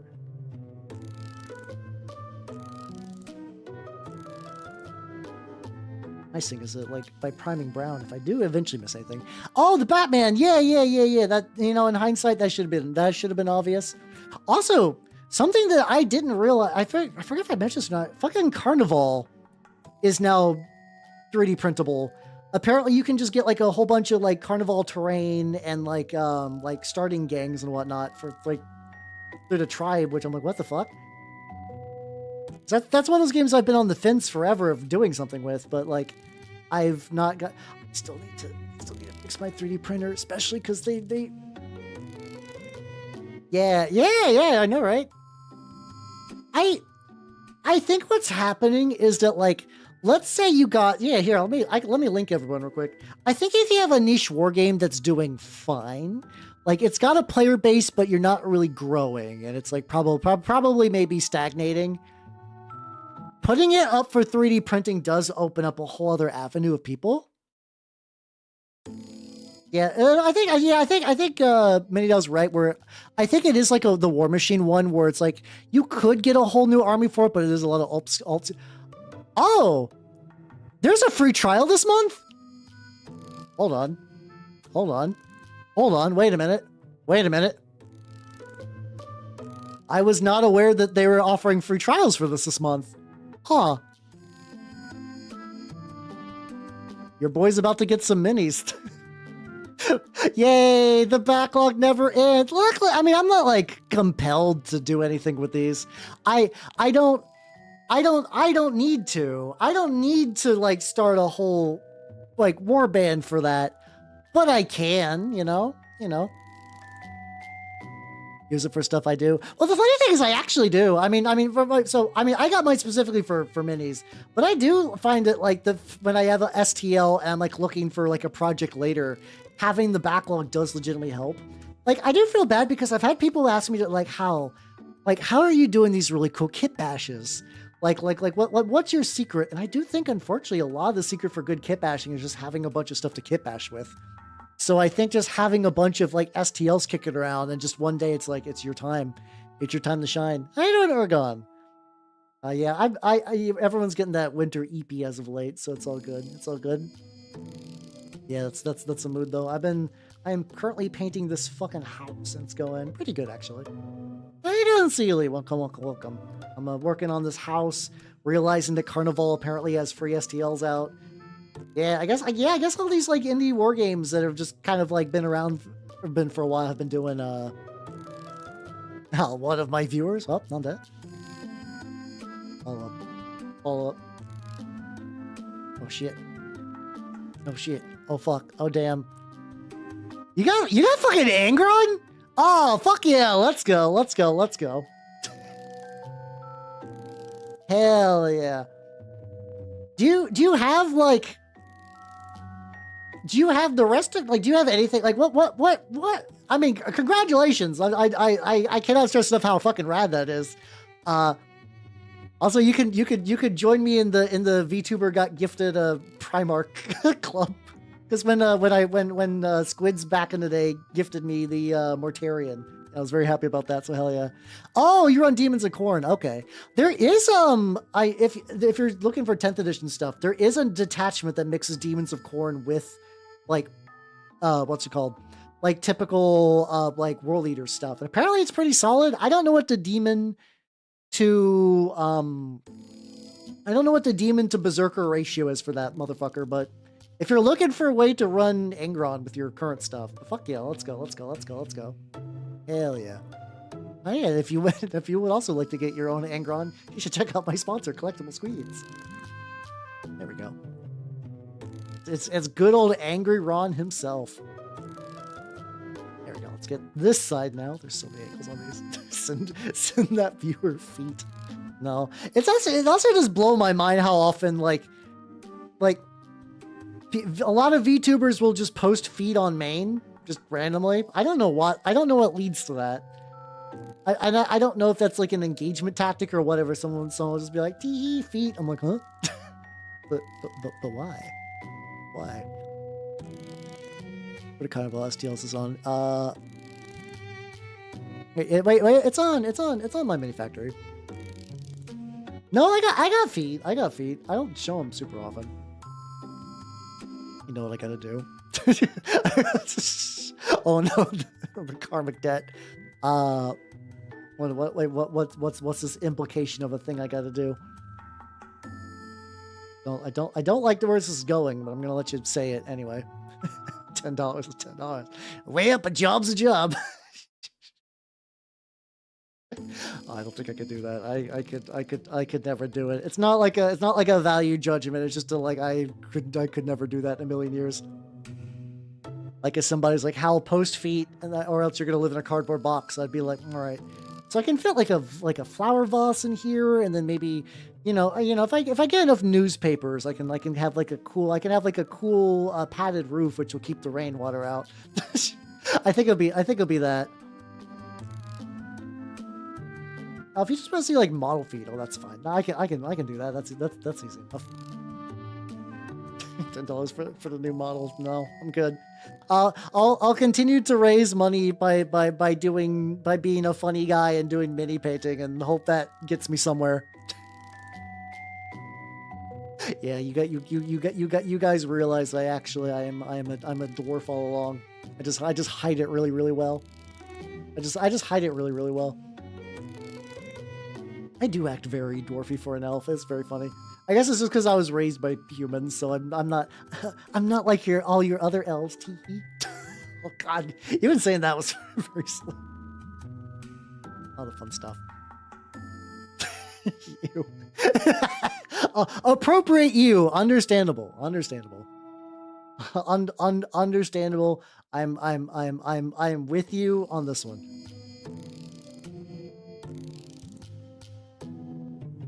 Hold on. So wait. Do you sick fucks really want to see Hobbit feet? Because I got some. Oh, his feet are covered. Hold on. Hey, it's Frodo. I can't really make it any bigger because I have it I have my camera settings set up for like terrain stuff. Yeah, this is the Sam and Frodo from, I forget which is which this is. This might be Sam actually. Or when they were sneaking around in Mordor dressed up as orcs. They did that as a limited edition model, and then maybe like 3 years ago, G-Dubs was like, "Hey, we're doing made to order." I ordered it. It took them like a million years to actually release it, and then they did. I was like, "Oh shit, I forgot about this." just one day I come home and there's a package, and I'm like, "What the fuck?" Oh, it's from G-Dubs. Oh yeah, I ordered this one. Oh, also too, I think I might have mentioned this yesterday, but for people who are aware of, just did not hear. So I was delivered sweatpants by an Amazon delivery driver, and I thought it was a Throne mishap. Apparently it was a mishap, but not for Throne. The delivery driver thought I was the person receiving that. It was actually my neighbors, and for some reason he let me sign off on it in a move that I don't fully understand. He was just like, "Is this yours?" I'm like, "Well, I was I was expecting Genshiken coming in from Amazon, so I was like, yeah, that's probably it. Genshiken probably came in early. Like, is your name Hal?" And I'm like, "It is," and it's like, "Cool, okay." And I got sweatpants. And it was my neighbors. It works, one of Warhammer's guys. Also true, that's true. Oh, apparently also what's coming out, there's going to be a Godzilla TRPG made by a lot of the, like, ex-Warhammer people. Like, I think, like, Jeremy Jarvis is working on it and some other things, which is weird.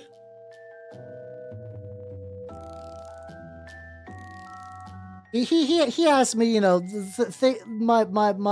my human cover story name. He did say that. He did say that. But yeah. Oh god, yeah. I hope the mini gets in. Did you just order from like a 3D printing service, or like I didn't even know you could order a print of me. Oh yeah, about the Godzilla game. Yeah. It's apparently in that, like, so I'm not the most knowledgeable of Godzilla, but it's apparently set in that like G-Force era where it's like the government is putting together like mecha Godzillas and stuff to fight Godzilla. Though I think in this one you're just supposed to be a person. I think you're supposed to be like a cool special person. But yeah, let's see if I can find a picture of that.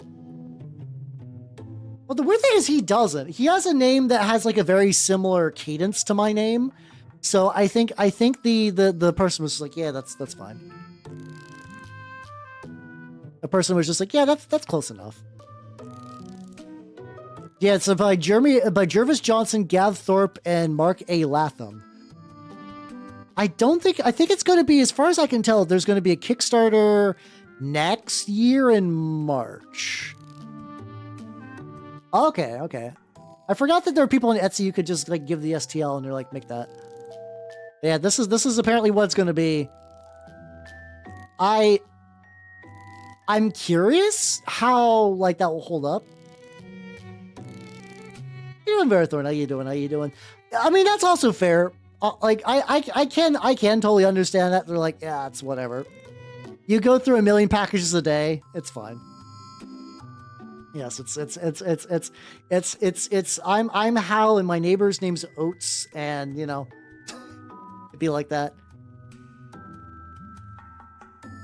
Is that Jet Jaguar? Maybe. I'm a very casual Godzilla enjoyer, so I don't know any specific any things that you guys would be able to recognize. But yeah, this is apparently coming out next year. Which is neat. When do we get a kaiju war game? Oh, Sealy, that exists. It does exist, kinda. It's called Monster Apocalypse. It was made by Privateer Press. I think you can still buy physical copies of that, but I also know they put some STLs. That game has had a really weird lifespan where like there was a Kickstarter, but like the company died before it could like really distribute a lot of the files, and a lot of those have ended up as STLs now officially. It does exist though. It does exist. Apparently was really, really good. I don't know what the current iteration's like, but I've heard nothing but good things about Monpok over the years. So yeah, if you want a kaiju war game, that's it. That would be the one you would grab. Now I gotta get the bottom of all these, and then I'll move on to probably one of the other sections. Or I could get that little bit as well. Yeah, you can do things like throw monsters and like you got the kaiju. You also got like buildings you can put on the battlefield, and you can like straight up throw like monsters into buildings and shit to like fuck with them, and you get like special terrain effects. Yeah, I think because like there was also like a weird thing. I remember for a brief period of time they were trying to make a movie based off of it for reasons. Privateer Press was like I have mixed feelings because it was the company that made my very first war game, and I'm gonna always have some fond memories about it. But goddamn, that was like later in its life, that company was like mismanaged as shit. But yeah, it's got like pretty much like thinly veiled versions of like Ultraman, and you got your Godzillas, and you got your like bunch of cool space monsters. You basically, if there's like a kaiju you enjoy, there's probably like a Monpok like totally not ripped off version of that. Wink, wink, wink, wink, wink, wink, wink, wink, wink, wink. Yeah, so I've heard it was good, but also yeah, that also what's it called? What Mindy I was saying. Besides that, there was I think for a while they really wanted like, War Machine was sort of the bread and butter privateer press, but I think Monpok did really well because like I like War Machine. It had a niche, but that niche for a lot of people was like a cheap competitive war game. Which is a niche that is for wargaming people, pretty much wargaming people only, as opposed to Monpok, which is like a wargaming niche where it's about throwing kaijus into buildings, which is something that I think like everyone generally likes. So I think they were upset when that kind of was doing really, really good. Yeah, I think it was. Yeah, there was some like license crossover stuff. Yeah. I don't know how easy it would be to get a hold of Monpok Voltron, but maybe. It's either one of those things that's if you go on eBay, it's probably like $10 or like $300. I could see both. I could see both. Oh god, I remember Rampage. I used to play a fuckload of Rampage. My boy Ralph, hell yeah. He was a blue werewolf man, and you would just beat up buildings and eat people. I feel like I beat that game at one point, like the Nintendo 64 version, but I think it's like was one of those games that was like this is basically an arcade port. And you have unlimited continues because they assumed at the time that you would just like that would be you putting in quarters. So I might touch these up later, but like so far, those shingles look pretty good. These also need a very similar dealio. Zip.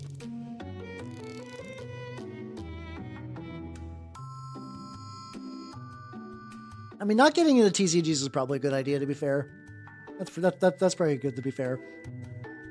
From Godzilla represents. The thing is, I think Godzilla is like, it's arguably, yeah, it's whatever. There's just, it's like, there's so many different takes on Godzilla that you can pretty much find a Godzilla for everything. Like I'm kind of okay with this as like a shared cultural touchstone for Japan. Because you got like the real gritty, serious takes, like Godzilla -1, which I've not seen yet, as apparently like was a really, really good take on like Godzilla as like a very serious kind of like metaphor for like war and stuff. I like I said, I haven't exactly seen it, so I think there's like a little bit of other nuance I'm totally missing for -1. But then you also got like the really campy era stuff. Like I think a lot of Heisei Godzilla is kind of the sillier persuasion. I could be wrong on that though. I could be totally wrong on that. And I think that's nice, where it's like you got the like oh there's someone. I missed this a little bit. Where you got enough variations you can kind of find whatever you want in the franchise. I think that's neat. I do need to do one of these days. I need to sit down and watch Godzilla vs. Biollante. That's one that I've been eyeing for a while, just because I think Biollante is a really cool monster conceptually.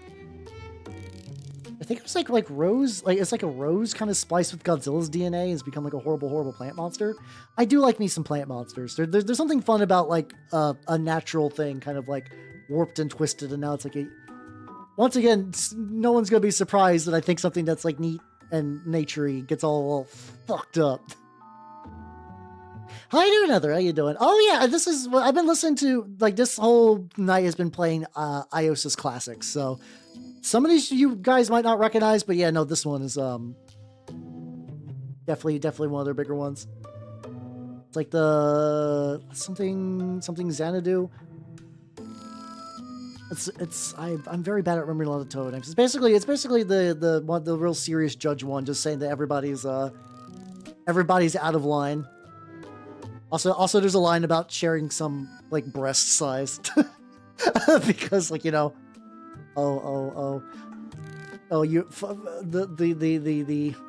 like kind of like that's I don't see enough anime with like tit size humor anymore. I mean, it still probably exists. It's just I just remember that was like a lot more prominent thing I would see in media. So I'm like almost I'm nostalgic for someone being upset about being flat. I think if anything, in like a lot of stuff where it's like flat has went all the way around, and like the whole the Konata like being flat as a status symbol is not cope anymore, and it's real. I think it is basically real now. Yeah, that A cup angst, yeah. But I think now being flat is just like another thing people are. I mean, I think people have been into flat people forever. I myself an enjoyer of flat with big butt. Flat with big butt will continue to be one of the best combos of all time. But like it's less like haha this is a joke, but more just kind of like, oh, here's the thing to appeal to some people. I think this is still good. I'm gonna let this dry for a bit before I probably need to go back and get those. Psychic terrorist sabotage. See, that's okay. That sounds rad as shit. I was already pretty stoked about one day like watching it, and that's just even better now. I think we're gonna reach a point where tropey stuff is gonna come back. I do think that like we're in like a very interesting part for like how nostalgia is treated for these kind of things. He's an ass man. I don't think I've ever... excuse me, I'm a personality man. I can't even say it with a straight face. I mean, it's like one of those things that's like, yeah, everybody is, but like, you're allowed to have preferences for things. It's fine. Dude, the little bit of I know about Heisei era, like Godzilla does seem to go very, very hard. I need to watch more Godzilla. I need to just watch more Tokusatsu stuff as well. I just need to sit down and finish a Kamen Rider series from start to finish. That's perpetually on the list. I think the one I need to do is X-Aid, because I already started to like years ago. I started to watch X-Aid, and I got halfway through when they kind of did like a big villain change, and I was sad. And I was told that there was a guy I really liked who was just no longer in the series. I'm like, oh, this is not the same without him. Apparently, he might come back. I think. X8 is very fun though. I did enjoy X8. What be that fact, yo? What be that fact? I want to do like metal. I could do metal like in the bars. That might be the way to go. Forza is pretty solid. I think somebody showed me. Wait, is Forza the one? But it's like it's kind of a delinquent, but there's also like a space theme. I think I was in a Discord where somebody was watching like the first 6. Yeah, okay. I do recall a little bit of Forza I watched was pretty solid. Let me put that for later too. Yeah, that one was pretty legit. I remember it's funny because a couple of times I also recall trying to watch what's it called, Kamen Rider. Like the Kamen Rider series, I was always like, ooh. This has a neat premise I liked. It was like Kamen Rider Wizard and the fucking Kamen Rider Vampire one, which I know are both kind of like not great. I did really like the rider kick of the Vampire one, where a building would open up and there was a gigantic building dragon that would fly up, and you would kick the soul out of a bad guy, and then the dragon would eat it. As someone like, that was my first experience with Kamen Rider at all, and I was like, what the fuck is this? What the fuck is this? This is buck wild. Right, the trains of a motorcycle? Oh, that sounds great. Actor need a mustache. That would have been great. There's also like, so I know what, so there's one that I've seen clips of that I think I would also maybe like, but I've since you all seem pretty knowledgeable, I know there's a Kamen Rider loosely based on Momotaro, and I know that there's this like big red devil dude who's kind of like his buddy, who's kind of like a big weird goofy guy. That is Den-O. Okay. The little bits I've seen of Den-O seem really fun. Like I said, I think on paper I enjoy Tokusatsu. I just never sat down and fully committed to a whole series. The closest I've gotten was X-Aid, which I did like. Oh, good old. The funny thing about X-Aid, I think I like Den Kuroda more than the actual like main character. Just like smug piece of shit, and also like dangerous zombie like that. Oh, I I love Danger Zombie as a I'm upset that the Fig Arts version of his kit was the fucking Kamen Rider Gen or Gem or whatever, and not the fucking Danger Zombie form. That makes me upset that they gave you the lamer version of his two forms. Oh, he's one of split person. Oh, okay. I like the devil dude. I've every now and then I'll look into him and he'll be doing like a big like roundhouse kick, putting his leg up on a table. I was like, this is fun. What the fuck outside? Oh, and I made all. Oh, I'm sad. I want to give Dolphins anime and see how they react. I'm sure they won't understand, but like, I mean, I would argue that people have done far worse experiments with dolphins than make them watch anime. So fuck skin. Forgot about that skin. Okay, we can get that real quick. I'm still fucking around with this. There's also all these like little bolts in here. The bolts are definitely gonna be a later thing. The bolts I might even do with the fucking with the marker, because I think the marker for that's way better. I've never played Echo the Dolphin. It seems neat. It's funny because that's one of the games that like whenever I hear people talk about, they're like, I couldn't actually figure out how Echo played. I just like to swim around and be free. I'm like, you know what?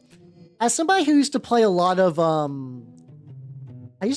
like San Francisco Rush, and I would just basically find there's like a secret compartment. There's like a secret stage hidden in like a back of a regular stage where you could do like sick flips and shit. And I wouldn't even like do the story mode or the campaign mode or any sort of like main driving for the story. I would just drive around in there over and over and over again. It was great.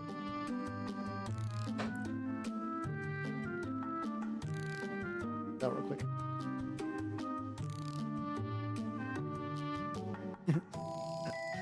For watching Naruto.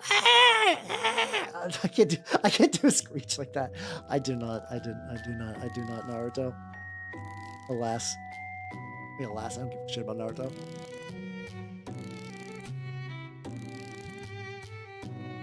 Oh, that's fun. So that's like the gimmick for there, where it's like each of the split personalities probably has like a separate like I know the Kamen Rider stereotype where you got the rider belt and then you have like the collection, like you have this season's group of like fun collectible toys that you slot into the belt. Which is and then you put them in the belt and they make a fun noise. I'm not dissing it. I just find it funny that is sort of like a reoccurring thing. I mean, I also understand too that Kamen Rider is made to sell toys at the end of the day. Like, I know that there's like more serious, like I know like Kamen Rider Black is supposed to be like pretty serious and whatnot. But I do think a funky belt with a lot of beeps and boops. I mean, there's nothing wrong with owning a rider belt. Listen, I can't give anyone shit for owning a rider belt. You've seen all the plastic I have. But yeah. I do enjoy the henshin callouts. Those are fun. I think those are just like there's like a very fun whimsy. It's that kind of thing. It's like I enjoy it because everyone seems to be having fun with that. Like fuck yeah, let's go. I like transformational whimsy. Yeah, that's understandable. Yeah, gotta extend it because it's either you extend it or you make a cosplay one from scratch. Oh, yeah, rookie. Basically, oh, that's unfortunate. Yeah, you basically gotta get super glue for anything 3D printed because plastic glue, Tamiya Extra Thin only works for plastic to plastic bonding. Hey, the architect. Nice. Ooh, you got a good snap too. Yay! Let's go. Another one joins the 69 club. Hell yeah, brother. How you doing? I'm working on a big fuck off train house. Zoom out a little bit.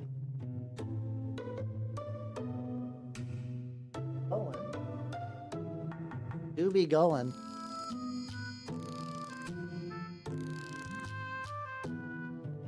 That's true. I'm still surprised that I made that one like really perfect, like goose honk. I'll never understand how in the middle of my Immortal stream I did like the most perfect goose honk, and never again. Oh no, V-Architect did. I think V-Architect did. I think we're Gucci. Oh no, yeah, you know, sorry, you didn't do it formally. You didn't formally do Funny Number Daily. You should do it anyway, though. The new Sabaton. I have not. I'm aware of Sabaton as a band, but I don't actively. There we go. Let me give you another one. I'm gonna go like a real good one for you. Nice. There we go. Honestly, the sad thing is I really don't even just go through new albums. I always just kind of, like, music just kind of drifts my way. God, this is the dumbest shit that I've been listening to. Have you guys heard of Slurmcore? I sound fucking insane. Apparently, a lot of people have found, like, an old Tumblr video that someone did as a joke where they, like, basically concatenated the beats of a song. And people have been recreating that for other songs lately, as it's kind of like it's, and it's weird because I guess it's technically like a younger gen thing, but the way that the song choices and the way that sometimes they'll make the people animate really funky. It is like very like a weird throwback to kind of like early Newgrounds stuff. It feels very like animutation coded, which is very fun. They're not doing like the full flash animation, but like a lot of the same ideas are there. It's a very good name. Yeah, Slurmcore is a very fun. It's a name that is like wildly pretentious in a way that I find funny. I guess it's like one of the things that's both pretentious and goofy.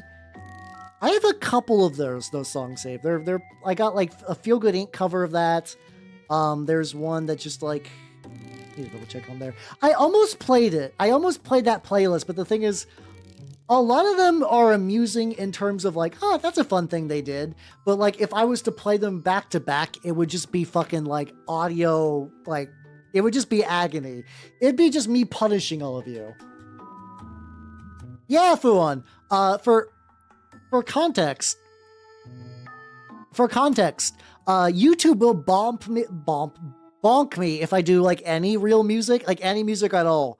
So what I do is I use a sort of royalty-free track for YouTube people, and then Twitch people will get what I'm actually listening to, which is what's on the bottom left of the screen. And then in the VOD, that is actually stripped out as well. So I have all kinds of shit to avoid getting, no, you're not insane. It's just something that doesn't get brought up a lot because it's like, you know, in a typical stream, it's not super relevant most of the time. But it's just a way to avoid. Oh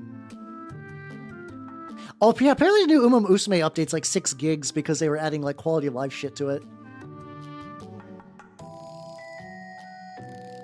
So I think this is where I'm gonna do the stippling little bits. Yeah, I don't know how much the slurm like if that was like an accidental thing because like. I also knew slurm first from Futurama, so I don't know what led them to choose slurm as a word. There we go. This is the first highlight I'm adding to this. It's basically I'm just taking a light gray. I'm taking this brush, and the idea is just to kind of get it like it's a not dry brush.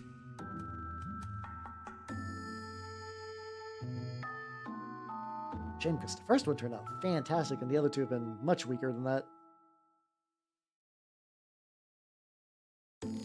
At the end of the day,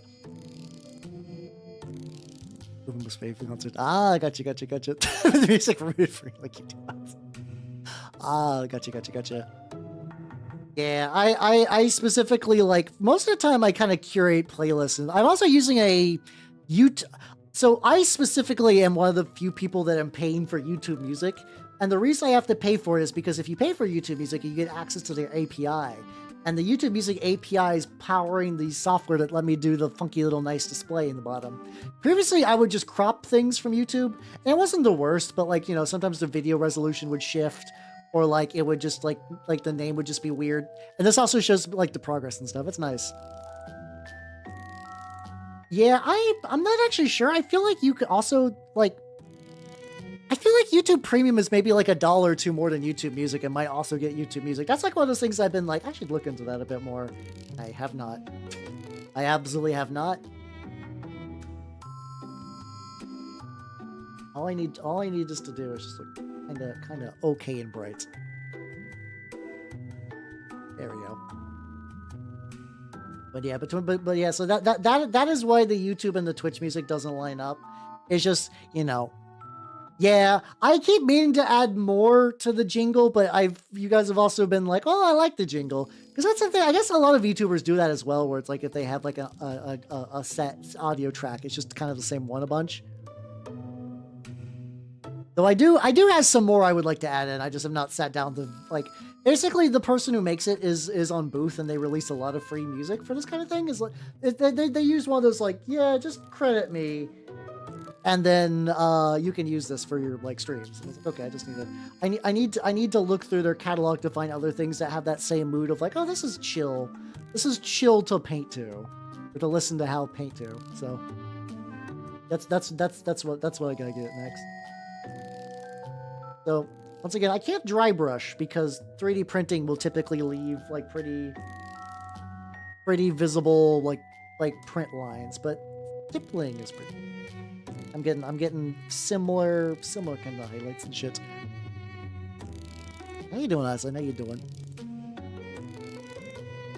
Yeah, it's weird because Stream Beats is supposed to be like, yeah, there we go, we made a thing, so that way shit like that doesn't happen. Copyright stuff is bullshit.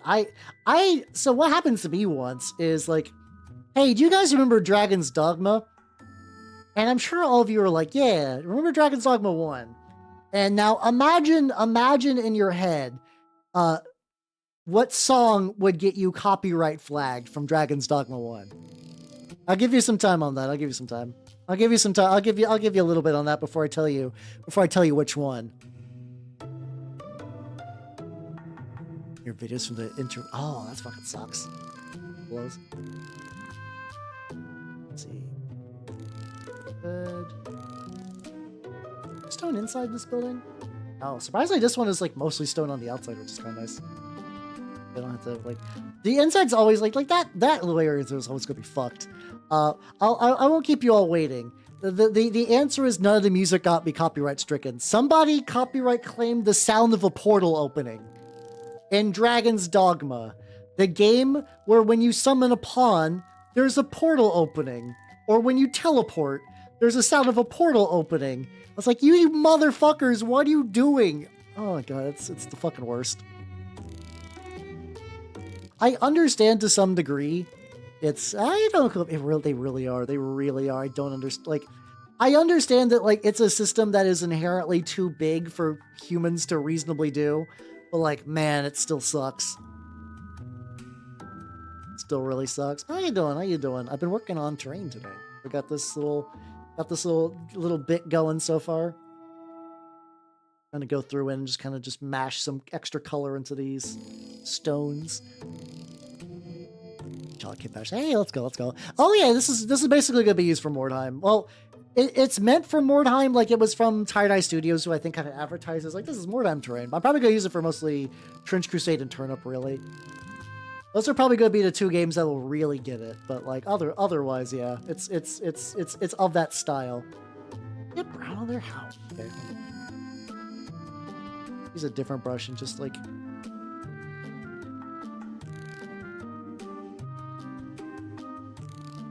I don't know what led for that like village, but sure. There we go.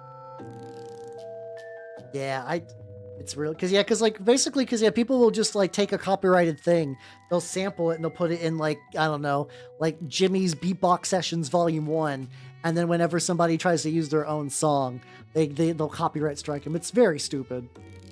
It's very, very stupid, and because that shit happens in such wide numbers, I don't think you could ever really yeah. I mean, YouTube will also just sometimes just ban your entire channel for no reason. Basically every major platform you can do a video thing on is bad in its own ways, which is why I spread the awfulness to all the platforms.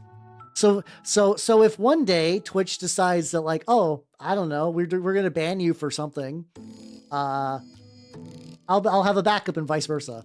Like I think there was somebody who like Twitch accidentally was like, oh, we fucked up. We accidentally like mislabeled a report and we put a fake strike on your account. Don't worry, your account's back. And the person's like, that's fine. It's not great, but it's fine. Twitch, can you still remove the strike? You still left the strike on my account. Where it's like, you did that. You did that to them, Twitch. DMCA really does. It's one of those things that sucks though, because I don't think anybody's ever going to be like I think it's sadly one of those things that like going against DMCA is like political suicide. So nobody will want to do it. And it's real unfortunate. Maybe someday.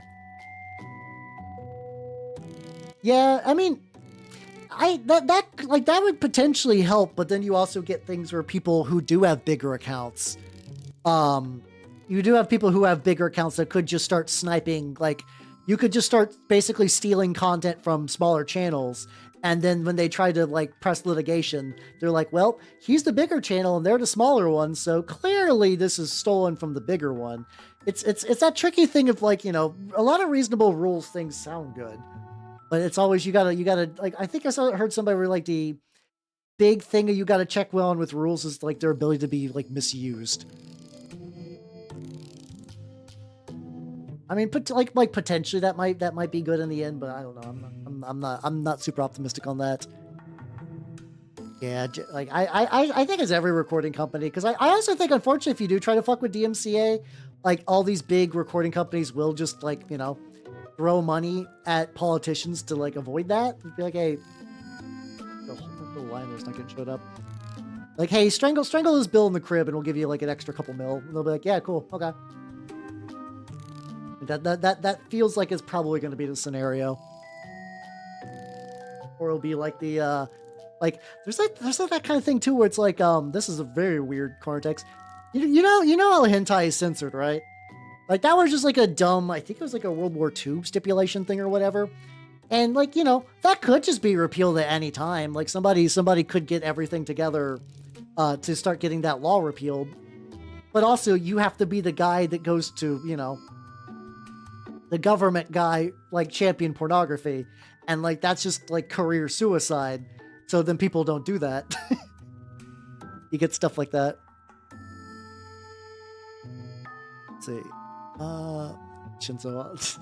No, I don't think Shinzo Abe would, because if pornography is censored, then people are more, in Shinzo Abe brand, they would be then more likely to have sex. Yeah. Like, I would be cool if DMCA exploded, and I'm sure at some point maybe something will happen. Maybe something will happen. I don't know. Listen, I've been on the internet long enough that, like, I'm, you know, people can crank it to whatever they want, but I don't know if I would say that, like, there's that, like, that is a positive thing. Like, I don't think it's gonna fix any birth rates. I think it's people's rights to crank it to whatever they want, but, like, you know, I don't think there's gonna be a net societal positive unless I'm wrong. At least in that regard. Yeah, it's all good, Fuber. Have yourself a good night and take it easy, yo. Yeah, that's true. With, like, people uploading bullshit legally, it's a lot. I don't. There's a reason why I am not a lawyer, especially a copyright lawyer, because that job sounds like hell, and I don't want to do that. I'd rather have fun with my life. And I like website. I don't want website to go away. I do always wonder about that, like, what I would do if, like, one day, like, could Twitch very well die? Yeah, I wouldn't be too surprised. Like, it's one of those things that, like, I think the infinite growth of COVID has definitely ran out, and Twitch is like, what the fuck do we do now? But I do feel like if YouTube ever dies, things are going to be real bad. I genuinely believe if we're getting to the point in society where YouTube dies, that, like, things are happening, and, like, you know, not great. Oh God, yeah, that's so much. That really is always the big thing. It's like, if you want people to have kids, you need to make it financially viable for them to have kids. If it's not, they won't. That is really it at the end of the day. God, that's so fucking expensive. Just like, I know there's, like, a friend of mine who is, like, one of those, like, what's it called? Like, whenever he has sex, a child will come out of it for, like, religious reasons. And he's got, like, several kids. And I'm always just like, how the fuck do you afford all of them? And then the answer is just like question marks. I don't know. I legitimately don't know how he does it. Because he does not have money. But he's got like a decent amount of kids. I need to go like way up in here. There we go. Sip 2. When their plunges to anime aren't breeding. Yeah.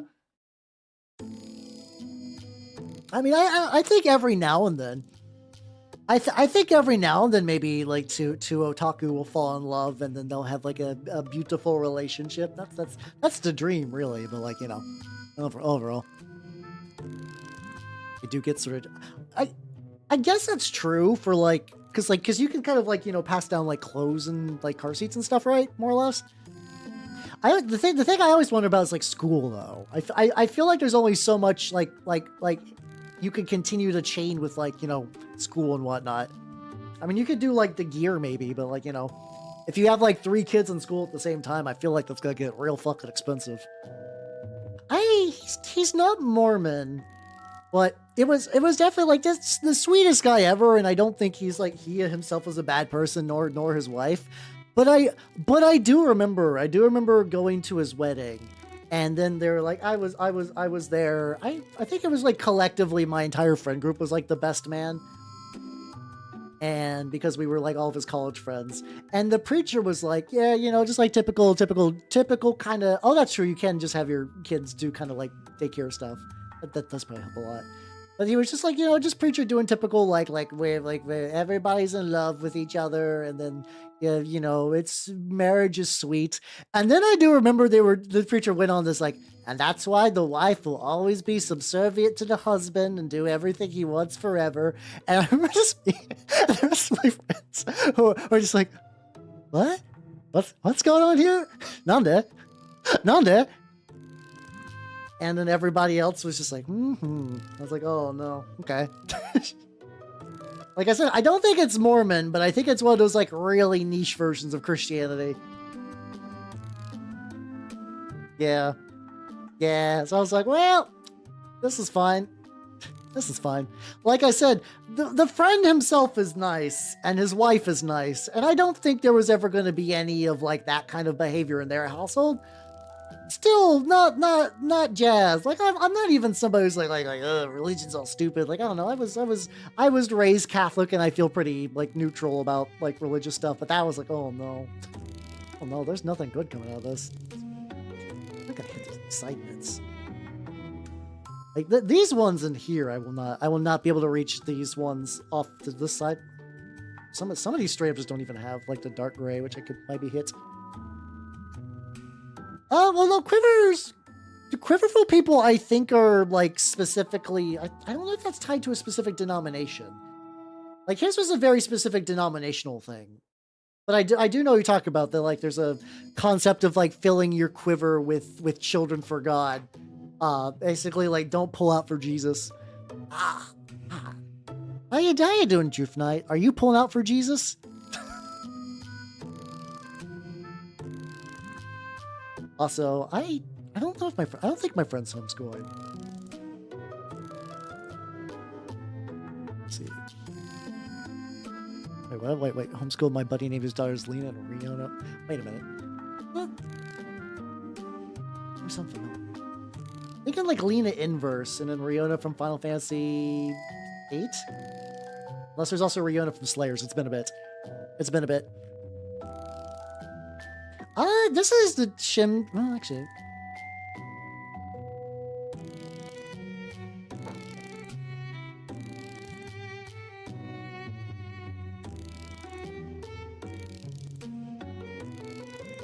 Weird. Okay, yeah, you're so like this is the chimney. But also there's like got it first try. Hey, let's go. But there's like maybe they boarded it up, I guess. Like this house at one point had a chimney, but why would they? Okay. You know what? It's for wargaming. I'm not gonna expect proper building stuff. That's gonna bug me now. Thanks, Buttgrid. I'm gonna be thinking about the lack of chimney. I'm gonna be thinking about the lack of chimney when I'm playing my murder war games in this house, where its primary purpose is to be cover.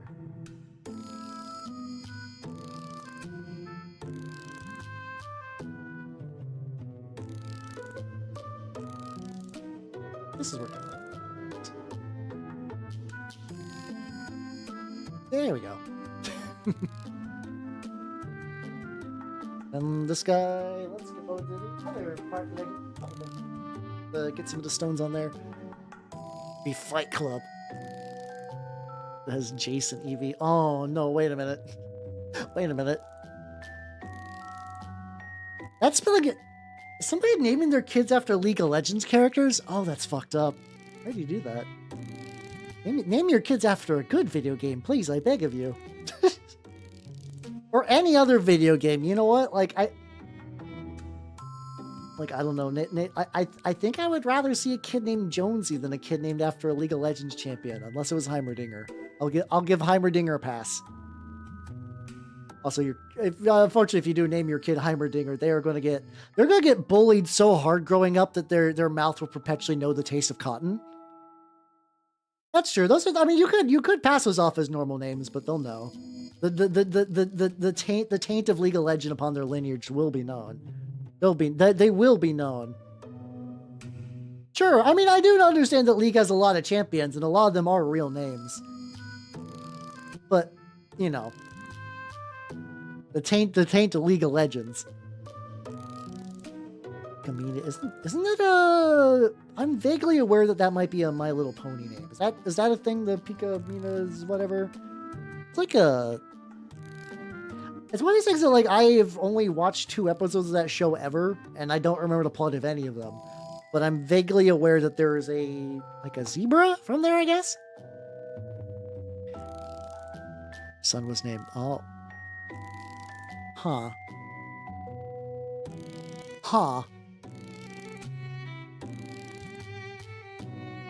Maybe I'm just boring with names. I don't know. Maybe I should wild out more.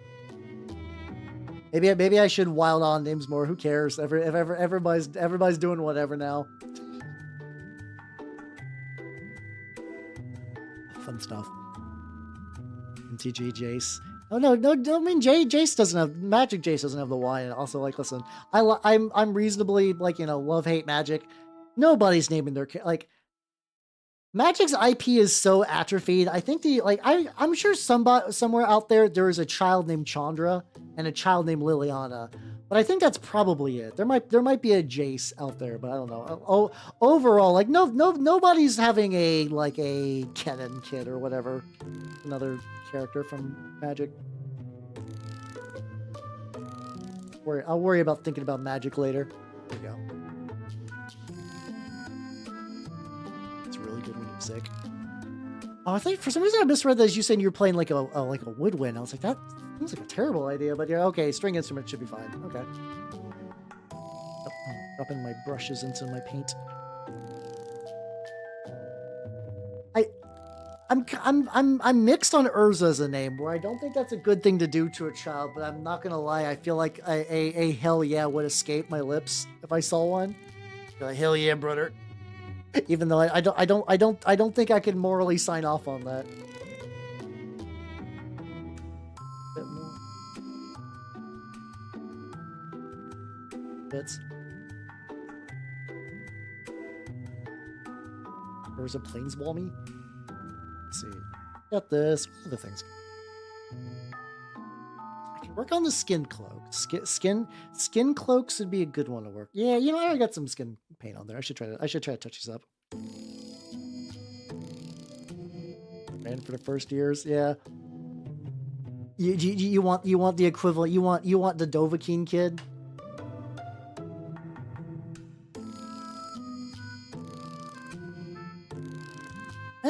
I think wanting to use Japanese isn't that weird for child names. The only thing I could see that being pretty weird is the pending. It could I don't know. I don't think it would lead to extra bullying or anything, but I could see it building up some confusing moments later in that child's life.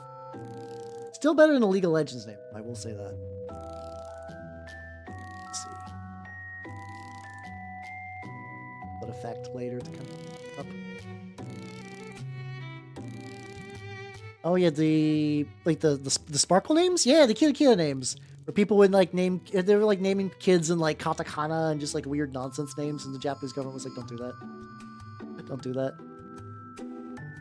Yeah. I mean, we've had similar things in the US where it's like if I remember right, the trend of like names of like Jaden, but spelled with like a bunch of weird extra letters. I think I vaguely recall that was originally a Mormon thing because like people would do like having like a big like party and announcement ceremony thing for your kid was sort of like a big cultural deal. So like people would plan these out in advance, and then let's say you're going to name your kid. Yeah, you're going to name your kid Jaden, like a typical spelling of Jaden, and then like your bitch ass friend gives birth first, and her kid's named Jaden, but you were like really dead set on Jaden. Like, what do? Well, you like tweak some of the letters. You tweak some of the letters, and then you end up like Kylie, which is like has so many extra hidden letters and whatnot. Yeah, Jaden, Caden, Braden, yeah, that kind of stuff. Or it'd be like KHAED, like IN, something like that. So like something you're like, what the fuck was going on here? And it's really just like trying just to kind of like slightly obfuscate like the fact that you're effectively wanting your own spin on a name, so you can like really kind of, I mean, you can't own a name, but like in like a community, you can kind of be like, yeah, I was the first kid to have a kid, or I was the first person to have a kid named exactly like this, or something like that. Get an umlaut for extra clout.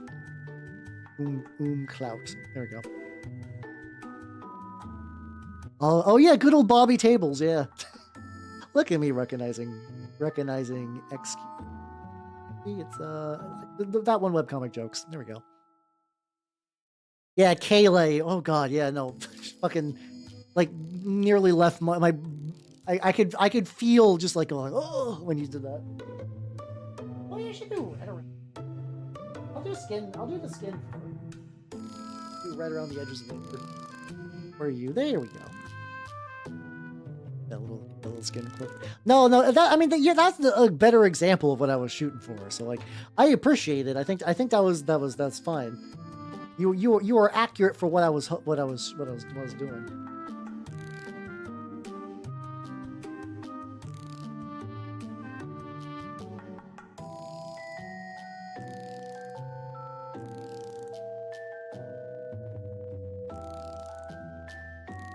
The angles on this are the most, like, I will say these are like relatively well engineered, so like I'm never really having like too much trouble when I'm getting some of these side bits, but there are definitely some bits I'm like, oh god, there we go. So yeah, I was just trying to get that. Oh, we got a little bit on the sides, a little bit of leakage. That's fine. But that's where I'll go over with red later. Pain meds. Oh god. Yeah. Oh yeah, that's true. That's a good point. Wilhelm's actually saying, do the umlaut, but don't actually put it over a letter. Just like a loose umlaut.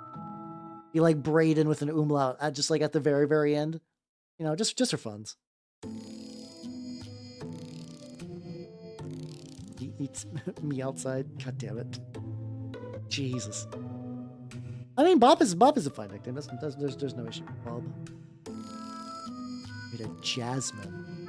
Huh. I've never seen Jasmine spelled with jazz. Like a name spelled like I'm a Jasmine. Just give me that, but like I've never seen. I know that's Scatman. But like, you know, a Jasmine in the same genus as Scatman. I've never seen that. I'm kind of legitimately flabbergasted. This is brand new. I can totally understand why you would sign the cards wrong in that instance. I would too. What the fuck? Find a place to rub one out, plus not be critical. Oh, I was just another one of those I'm waiting for the puns. But yeah, have yourself a good night. Take it easy, yo. See, it's weird that like all my ideas, like if I ever like I'm not big on isekai, but I've thought about like, all right, what would I if I was dropped into typical fantasy setting, what would I do? And the thing is, my brain's always like, I'd love to open like an item shop. Like I would love a very stereotypical item shop. Where it's like, I got my cozy little wooden shop. I got like potions and shit for adventures. That sounds great. That sounds fun. I'm not dreaming big. I don't need to be the hero that saves the world. I just want like a cozy little place for my own, you know? It'd be nice. It'd be nice. That's why I stream, so I can have that cozy little place of my own. but for real though, it's like for some reason the idea of just having a small business in a fantasy setting excites me way more than like going on a big old quest. Yeah, basically, dude, like, I should play Reciteer one of these days. I should really play Reciteer. For context, it was like, for people who don't know Reciteer, because it's been a long enough time, where the idea is, it's one of the first like Japanese indie games to really come over to the US. You are, I believe your character is named Reciteer. I think you are her. But like, you wake up one day and your dad's gone, and the fairy's like, hey, your dad owes like $1 million or like fantasy fund bucks, and you're like, I'm a child, and they're like, well, tough shit, we're gonna repossess your home, you're gonna be out on the streets, and you're like, well, okay, and then eventually the fairy's like, wait, okay, hold on, I'm not a bastard, this is a fantasy setting, I'm not an asshole, how about I help you try to like pay off the debts by running an item store?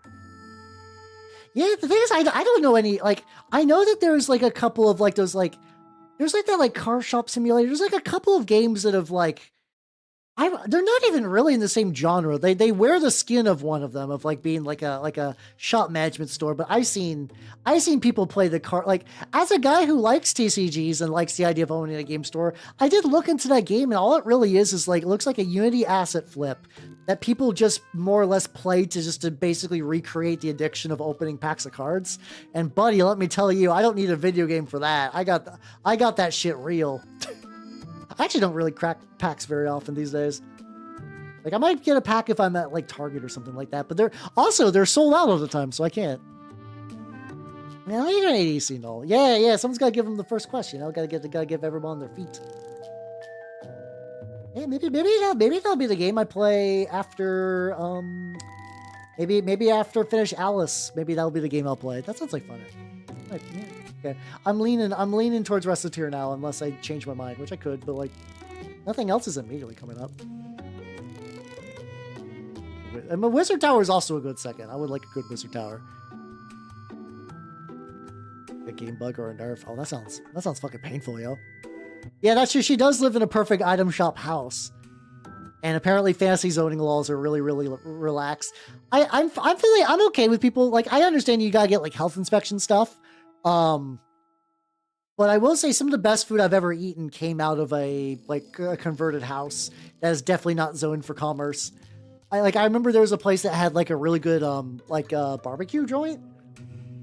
I think to date they had the best fried okra I've ever had.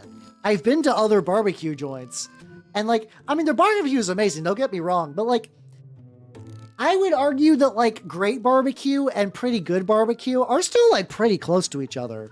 But like great okra and like shit okra is a very vast gap. I think I had the best okra I've ever had. Okay, maybe I didn't get that. Maybe I didn't get that on there.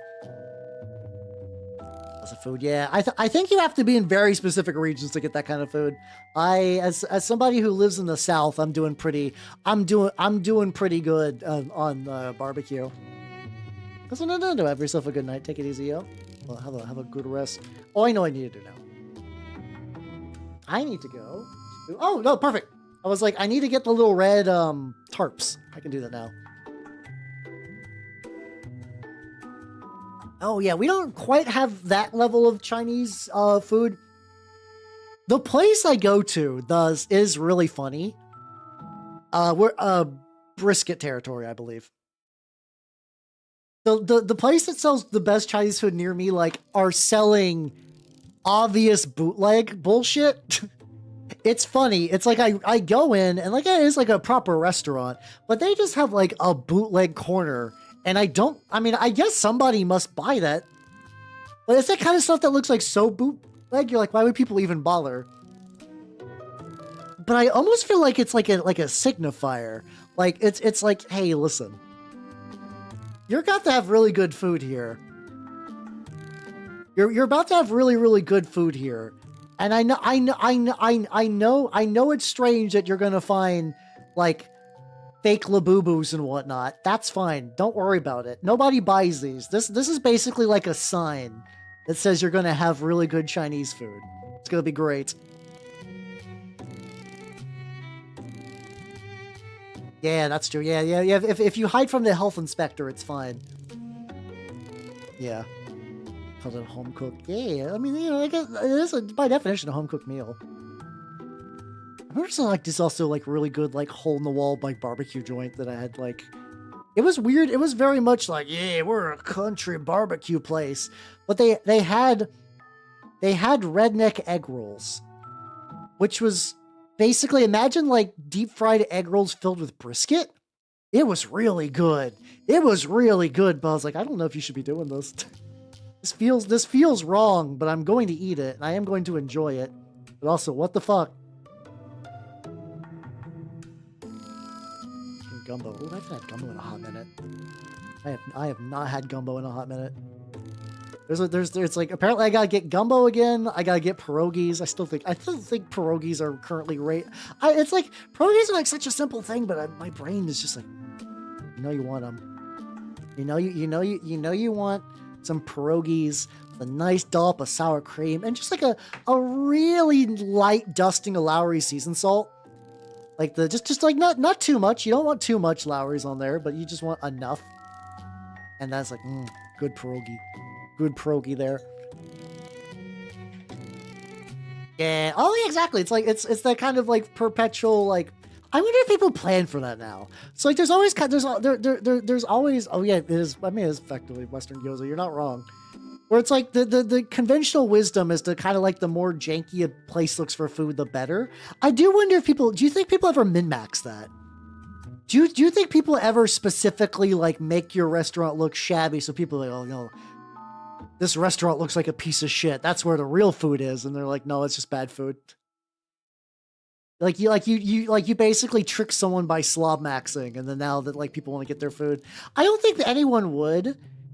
But I feel somebody has had to. Somebody, at least one person, has had to purposely have a shitty restaurant so they can trick people. I wish to eat at the Chinese shed. Oh, I wish to eat at the Chinese shed. I bet the Chinese shed's wonderful. There, you're all dried.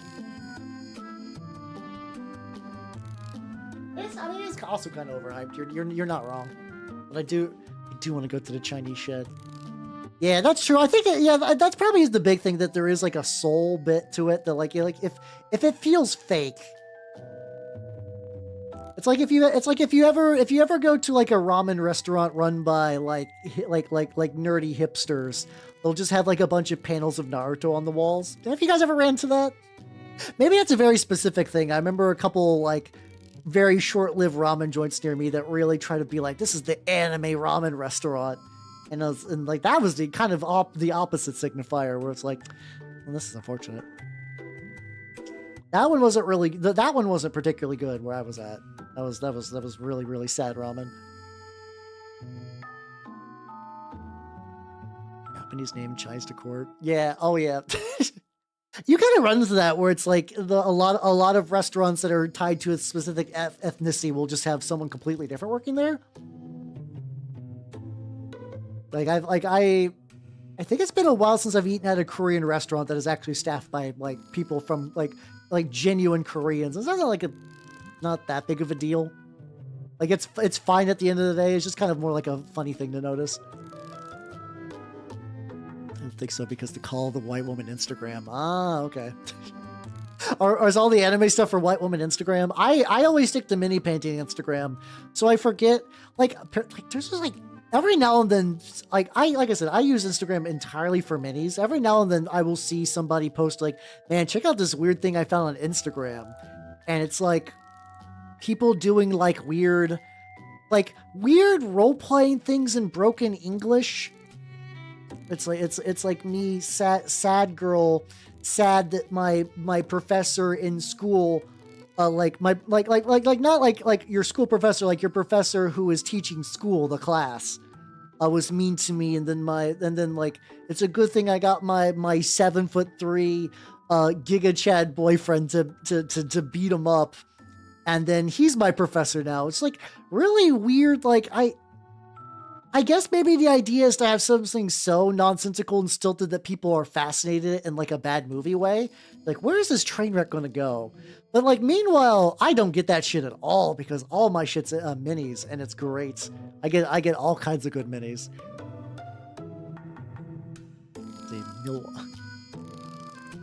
Getting away from the mini. Oh, let's go. Also, the idea of the one good Chinese restaurant in Milwaukee sounds like a fun place. Oh. The sad thing is Super Saiyan is a really good name. It's a really, really good name.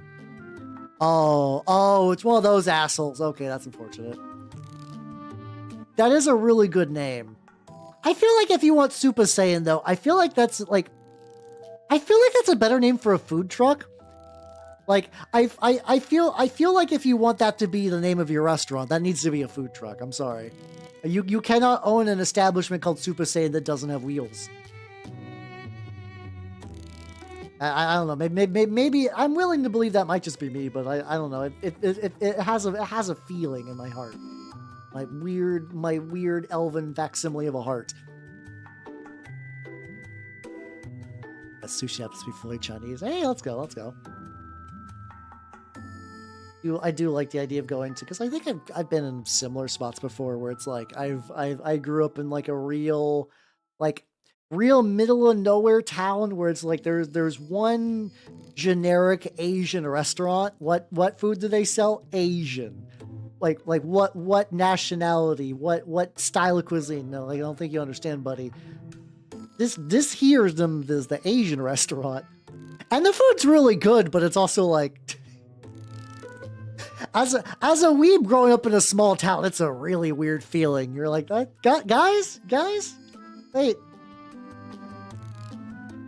you can't just put everything in a blender and they're like, watch me, fucker. Fun stuff. Being a weeb in a small town, it's fun in hindsight, but at the time it's like, this is weird. Yeah, they sell all of Asia, just the Asia. I'm doing a hoodie stand next to a sports car. What's the point then? If you're going to use the name Super Saiyan, you need to illegally use Goku. Come on. Don't just do John Hoodie. If you're going to have that name, it has to be like either you make your OC Super Saiyan or you just put Goku and Vegeta on the side and you just don't care that one day you might be sued. Oh, the more you describe this restaurant, the more the less cool. I mean, it was never cool, but like it's getting worse somehow. Close. Oh no. Oh, that's sad. That's sad that cancer took out the shed. I hope she's doing okay though.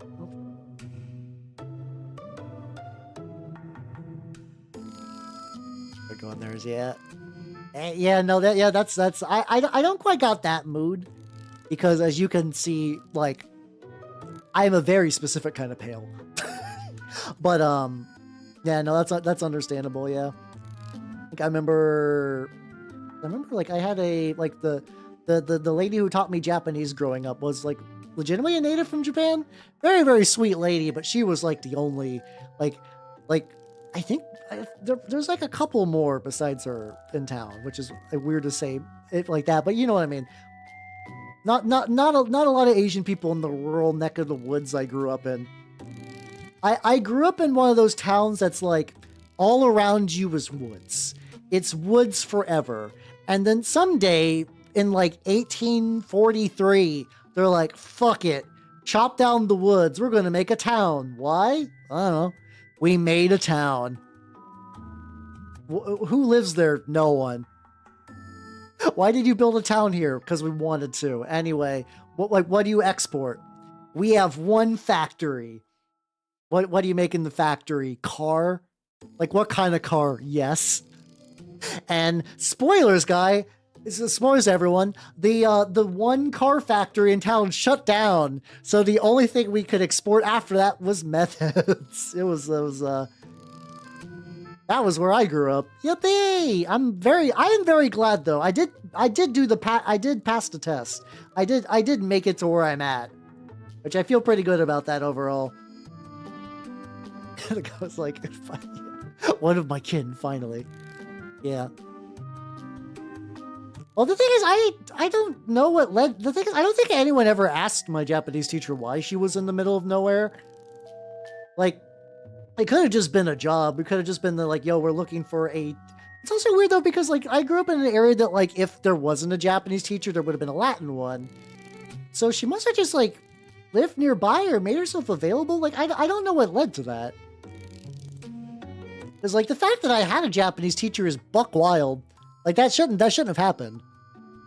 So I assume she just, like, moved there or, like, knew someone there. Like, there had to have been something that led her to small town I grew up in. Coal mining. Hey, let's go. Yeah, we didn't have any mines, but yeah, like I said, the town I grew up in had a singular factory. And, like, you guys generally know how, like, 2008 wasn't kind to a lot of things. It was not kind to my small town. Boy, howdy. I was very lucky that, like, I graduated high school in 2009. Because, things are falling apart real quick. Like, I've yet to actually go back there since I've left. I can't imagine it's doing good. I cannot imagine it's doing good. The Melting Pot City sounds nice. That, like, when I think about something like that, like, growth, like, that would have been neat. Abnormal influx of mail order brides. You know what? I actually can't say a definitive yes or no. Because I wasn't really looking. I wasn't really looking. So I'm gonna say no because I don't think so. But I can't actually say 100%. That does kind of feel like some small town shit though. Like, in general, like, I feel like if you have, like, above room temperature IQ, you realize that a mail order bride is a stupid idea.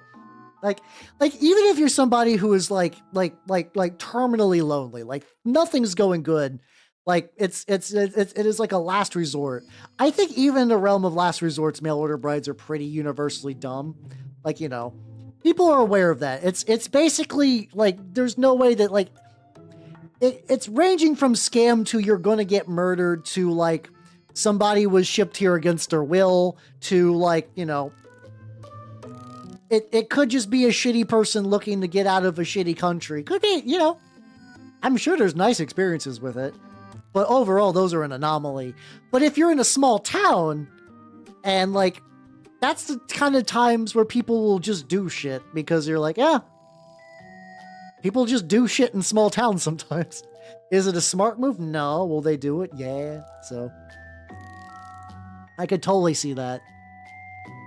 All order brides? Oh god. Do you think they had like a catalog that like 4 guys just like were like, you know what? Fuck it. We're gonna all get brides from the same agency. And they're just like on lunch break at the factory, just looking over at all the brides. They're like, do I want one from like Taiwan? Do I want a Vietnamese bride or do I want like a Slavic country? Like, what do I want?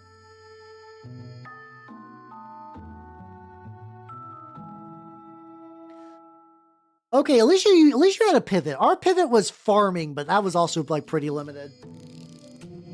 Farming is pretty expensive if you don't got the stuff for it. What do I want to do? Oh, this. That's drying. One thing I can do is there is accumulated piles of dirt. Oh, really? Interesting. To get them married Americans or something. I'm used to that, like, from my perspective, that usually being like I said, usually like a scam thing. If that actually worked out for your family, that's pretty neat.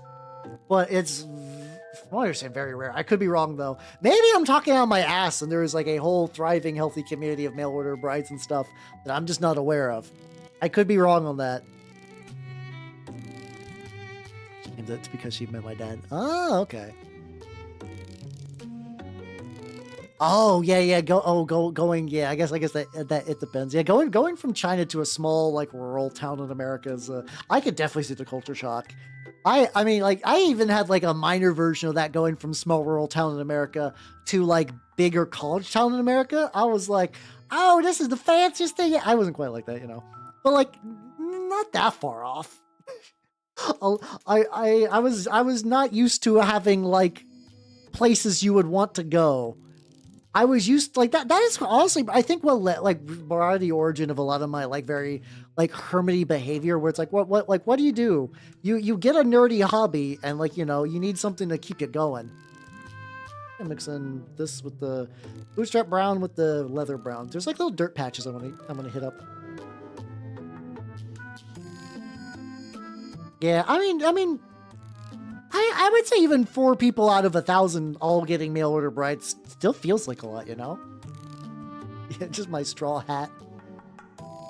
Just fresh out of the cornfields, just ready to interact with these fancy city slicker atoms like a bus. I am frightened by my ability to do like a reasonable Southern accent, though. Like, I guess more hick accent. I didn't grow up in the South, but I grew up in an area that was very hick still. So, like, the difference is not that big for me, honestly. So it was like this. Yeah, this has like 3D printed dirt piles. I'm gonna, like, hit those up. And maybe eventually after I do all the enamel wash, because like this one.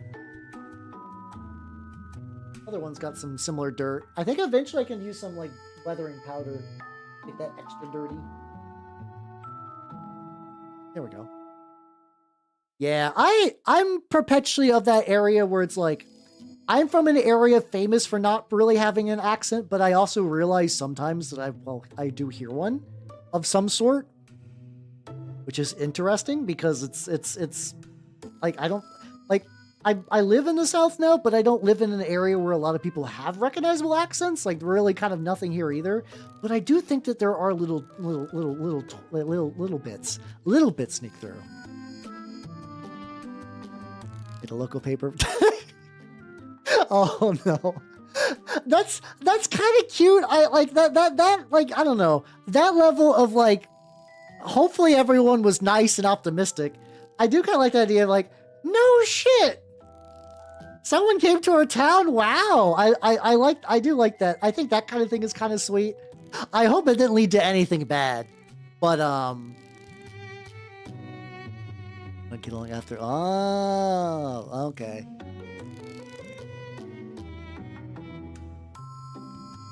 Are crying when she wait. By the wings and top. Huh. On. Wait. Did she like?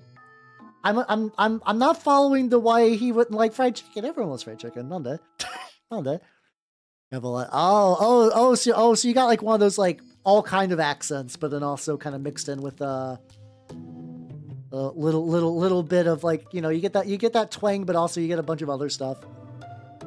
That does sound kind of rough though. Not German. Oh, that's fair. That's fair. Yeah, I've lived in areas with a lot of German people in it. Very well-meaning people. But yeah, no, if you don't get anyone who's not German, they're like, holy shit, this is new. This is new. Oh, I see. Oh, he's one of those fuckers that are just like, have you ever seen those pictures where someone's like, man, I'm stuffed, and they've taken like one nibble from the bones? Like, I love me some on bone chicken wings, but you gotta strip the meat from those fuckers. Though to be fair, I'm a little different in that I learned, like, I don't do this very often, but I remember I learned a technique for how to quickly strip meat from bones because I did, like, I was legitimately trying to get good so I could do one of those, like, Buffalo Wild Wings, spicy wing challenges. The trick is what you're supposed to do for, like, the ones that have, like, the little drumstick, those are fine. Like, you could just grip and bite those. For the actual wings, you actually, like, you know how it's like, it's like side, and then, like, the meat in the middle. You grab it by one of the sides, and you kind of push it down, and you, like, push the meat off. It's a good way to remove basically all the meat from the bone, which if you're going for speed because of spice, that does work. Yeah, you just split off and you slurp it up. Because that's a secret for anyone who ever wants to do a spicy food challenge. The way you do that is you try to, like, minimize the amount of time you have to, like, have burning food in your mouth. How you doing, Sathy? How you doing? How you doing? Yeah, I don't understand that either.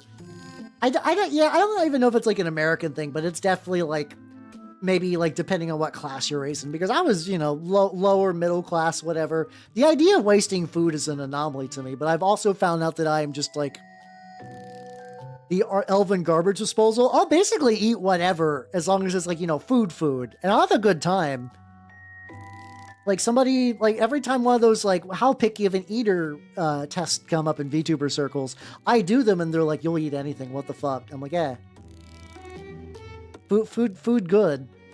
I'm not like power binging food, but I'll basically, if you put a plate of food in front of me and you're like, this is your meal for today, I'll be like, thank you, and I'll eat the food. All food is good, yeah. Yeah.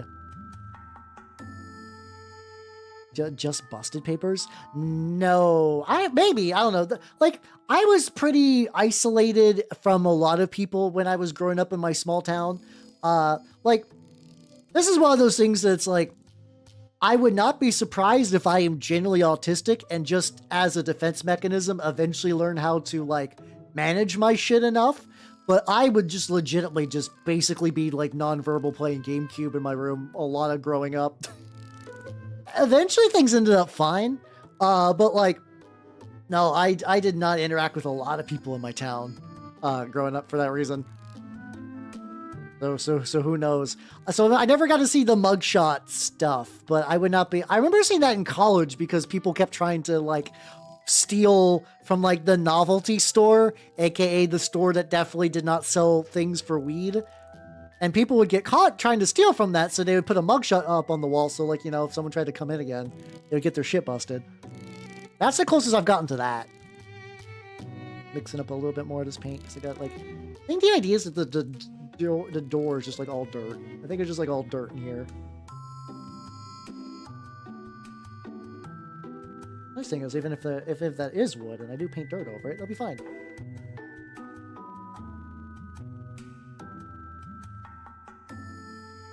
There we go. I'm gonna let that dry. Oh yeah, totally not. I don't know if we had to totally not crack pipes. We had a lot of like, yeah, go to this gas station and buy buzzer. What is buzzer? It is either caffeine and or boner pills and or legal meth. Different ratios. Do you know what those ratios are? You'll never know because they don't fucking know. They don't fucking know what the ratios are of buzzer. What is in buzzer? I don't know. It will give you a boner and you'll die.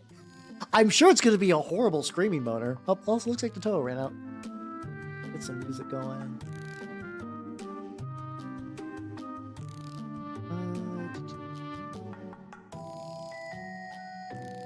There we go.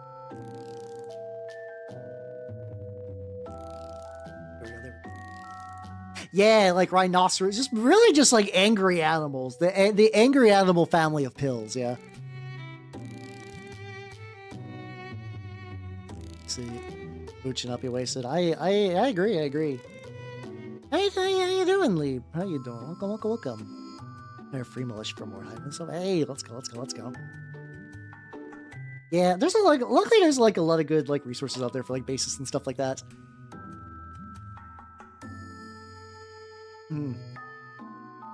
But the angry wasp would give you the boner. Like, the thing is, I trust. See, here's the thing. I trust the angry wasp packaging to give me a boner.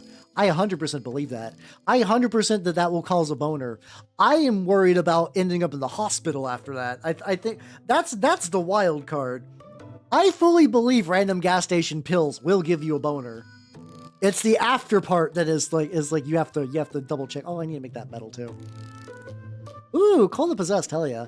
I know a friend of mine is doing that as their army. I'm doing Pestle and Skaven because, you know, I'm the rat painter, yet I could probably do for painting some more rats, so that's how I'm getting away through that.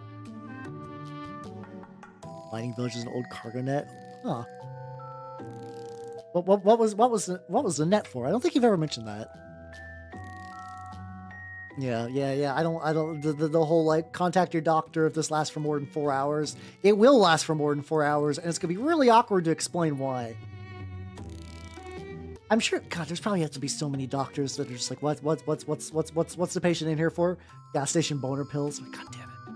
It's always gas station boner pills. Oh yeah, there's I know there's the cheese stealer cults are on my mini factory of people of basically doing scavenged gene stealers. That is an option. Oh, I see what you're talking about. You're using it as like a cool, like midair kind of like trampoline almost. Okay, that does sound rad. If when I was a kid, I would have absolutely played on that. That sounds rad as shit. yeah, make the real martyrdom pills. Oh god, you're right. Probably. You know what? I never really thought about the idea that like in Trench Crusade, when you're popping martyrdom pills, you probably are full on erection, filled with energy, gonna die at 30, assuming that you live through the fight, cutting the enemies of Jesus with a gigantic hammer. Not cutting, you know, I guess pounding. Or if you're using flails and shit. Oh yeah, anti-tank hammer is usually what I'm using for the model that's getting the martyrdom pills. I'm not giving Joe regular pilgrim. I'm not giving Joe regular pilgrim the martyrdom pills. I'm giving that to my war prophet. Hell yeah, let's go. Yeah. Oh, somebody was like, "Oh no, the kids are gonna get hurt," and you're like, "This is bullshit." How I wish. I will miss you, Throwdown Net. You were too good for this world. It's one of those things that, like, objectively, I get it. I understand. I understand why you got to cut down the wrestling net. But there is a bit of whimsy lost in this world when the wrestling net goes down. Actually, maybe I think it's just this like, in this color. The color I'm using is Vallejo Medium Olive. Seems to work pretty well for this. Oh, okay, that's even more bullshit then. Like, if it was a concerned parent, I get it. If it's just some fucker just being an asshole, what the fuck? You gotta do it the old-fashioned way, where you wrestle on the net, and then some child ends up in a full body cast, and then the net has to go down. That is the natural order of things. You can't skip steps. Just because someone's a spiteful crackhead doesn't mean you can skip the steps. Is there no sense of decorum in this world? What the hell? Got a bit of green on this red.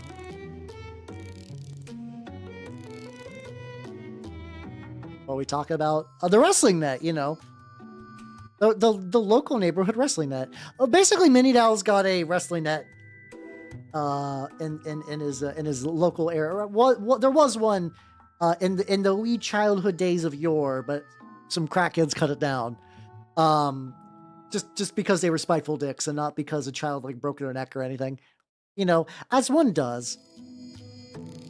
Yes, that's true. You can only react to it, never prevent it.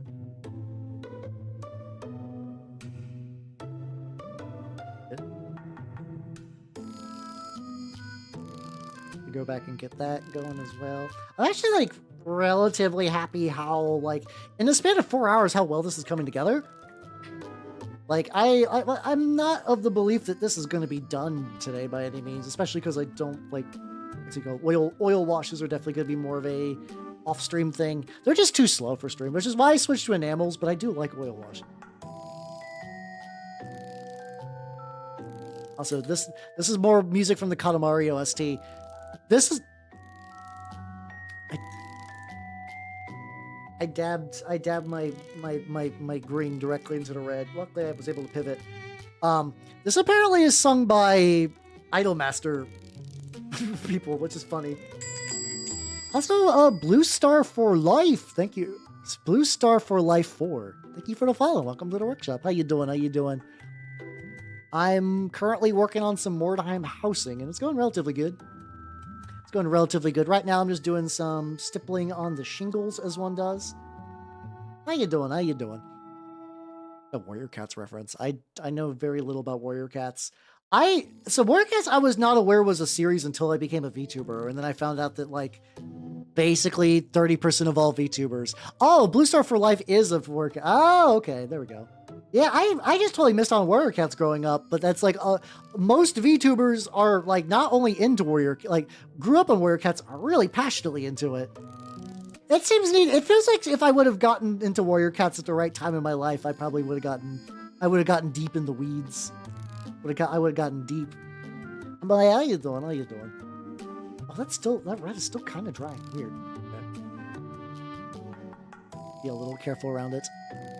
Okay, what the fuck Warrior Cats is? It's basically like a fantasy series where where cats are sapient. They're not anthropomorphic. They are still cats. And they also got like effectively like really like rigid secret societies and naming structures and ways they like talk about like what cars are to them and stuff like that. So something like that, yeah. That's my knowledge of Warrior Cats, and it doesn't really extend far beyond that.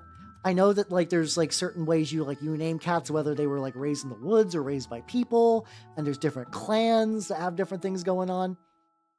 I'm actually kind of genuinely surprised there isn't like a licensed TRPG for Warrior Cats, because I actually feel like that could work. Based on my knowledge of Warrior Cats, I feel like that's something that could totally work, actually. Alright, we got the... Oh no, we did not get all the shingles. Oh, I did get these. They just kind of dry up real quick. It's actually good, because that means it's going to be like more and more even. Yeah, Redwall I was aware of, but my local library did not have Redwall, so I just couldn't read them. The series my local library did have was fucking Dragonlance. I did read a lot of Dragonlance. Which is funny because Dragonlance is like the one fantasy, like D&D fantasy series that just basically dropped out forever from like popular consciousness stuff. Not that's necessarily like a good or a bad thing, mind you. It's just that like very few people know who Rastalin is unless you grew up reading those books. And like every now and then Wizards will be like, oh, here's like a Dragonlance adventure, or you know, it's been a while since we've done the Stats of Draconians. I think saying Dragonlance's mid is totally fine. I have not read the books for a while.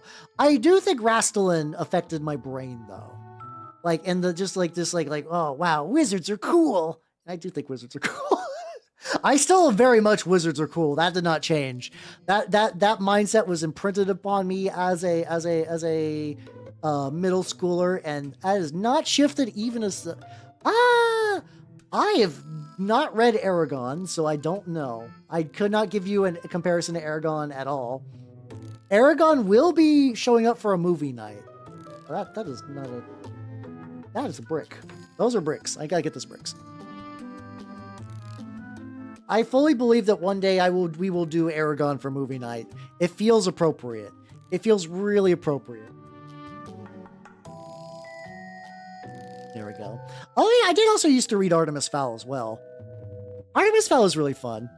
Ooh, wizards, they cheat. It's the best. I love it. I love that shit. That is a plus and not a minus. I like the big robes and doing the cool magics and whatever. It's fun. It's great. I will love it forever. Whenever a game is like, do you want to be John Warriorsman or do you want to be a wizard? I usually go wizard. The only time I don't is when I'm like, I've been wizard too much. I should John Warriorsman as a little bit of variety. And stay up till 2 in the morning. Oh, I don't. Hey, listen, I am one of the few. I'm an employed VTuber, so I gotta get up for the daily grind, and I don't mean like legitimately like I got an actual job. Oh, same. Like if Magic is like too good at everything forever, it fucks with the stakes. That's why I kind of like Magic's like I guess I know it's not exactly Magic. It's different, but it's Magic. It's like I do like Avatar's system quite a bit, where it's like there's set rules, and like John Fight Guy can compete, but like if you're really good at bending, you can do some really cool shit. I think that's neat. It's Mike Tyson to 4 Wizards.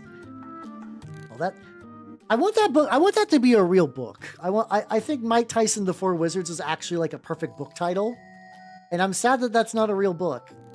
Sounds like a fun campaign though. Sounds very legit. Got those going on.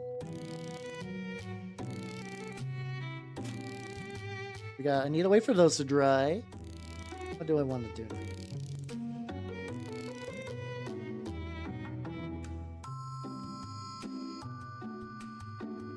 Oh, there we go. Need to go here. Because I forgot to get that, and there's also like a little... like I said, I'm going to get the little like wood patches and stuff later. But I do need to get the metal, stuff like that. So hard whenever someone brought up the Artemis Fowl. Oh god, I didn't even do that. I didn't even bother to watch that. Like, who thought that a fucking Disney straight to streaming movie was going to be good? Listen, anybody who was genuinely excited for the Disney Artemis Fowl movie, you should have known. Nothing about that screamed quality. Say min-maxed on my... gotcha. Yeah, I used to do a lot of reading. I did generally enjoy reading, but I also remember doing a lot of scholastic, like those quizzes you could take to get extra points. I would plow through books for those. Yeah, that's also generally like if I don't like something, I try to like block it and move on with my life, or just like ignore it. That's what you do. Once again, engagement metrics are a thing. Even if you watch something shitty, ironically, you still watch it. Like, if you want to like pirate Artemis Fowl, sure, that's one thing. But I would even say don't even do that. I would say just straight up, just like pretend it doesn't exist and move on with your life. It's a healthier way to live.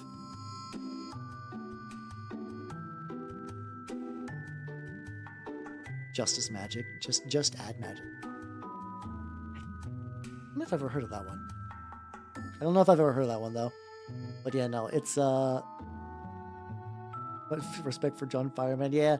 The thing is, I'm very aware that, like, you need to have a John Fireman in the story, and I'm okay with that. I usually don't play John Fireman, but someone needs to, because I think it is an important part of fantasy for John Fireman to exist at all. Real messy. I can also get like under there, but I think leaving a little bit of brown under the metal is actually like a beneficial thing for what I want to do. Hey, fuck yeah, let's go. Congrats on getting the bull centaurs done. The big lads. The lads that I mostly associate with Blood Bowl because my bull centaurs did so much work when I ran Chaos Doors in Blood Bowl. So much fucking work. They really, really did.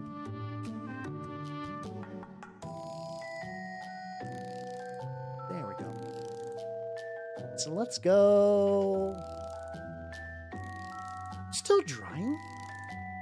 What kind of drying? Yeah, well, I think I can still get a little bit of like a slightly brighter red for the highlights. I don't need to go super buck wild on this. A slightly brighter red. That's a good night, Zetai. Have yourself a good night. Yeah, no, that's a mood.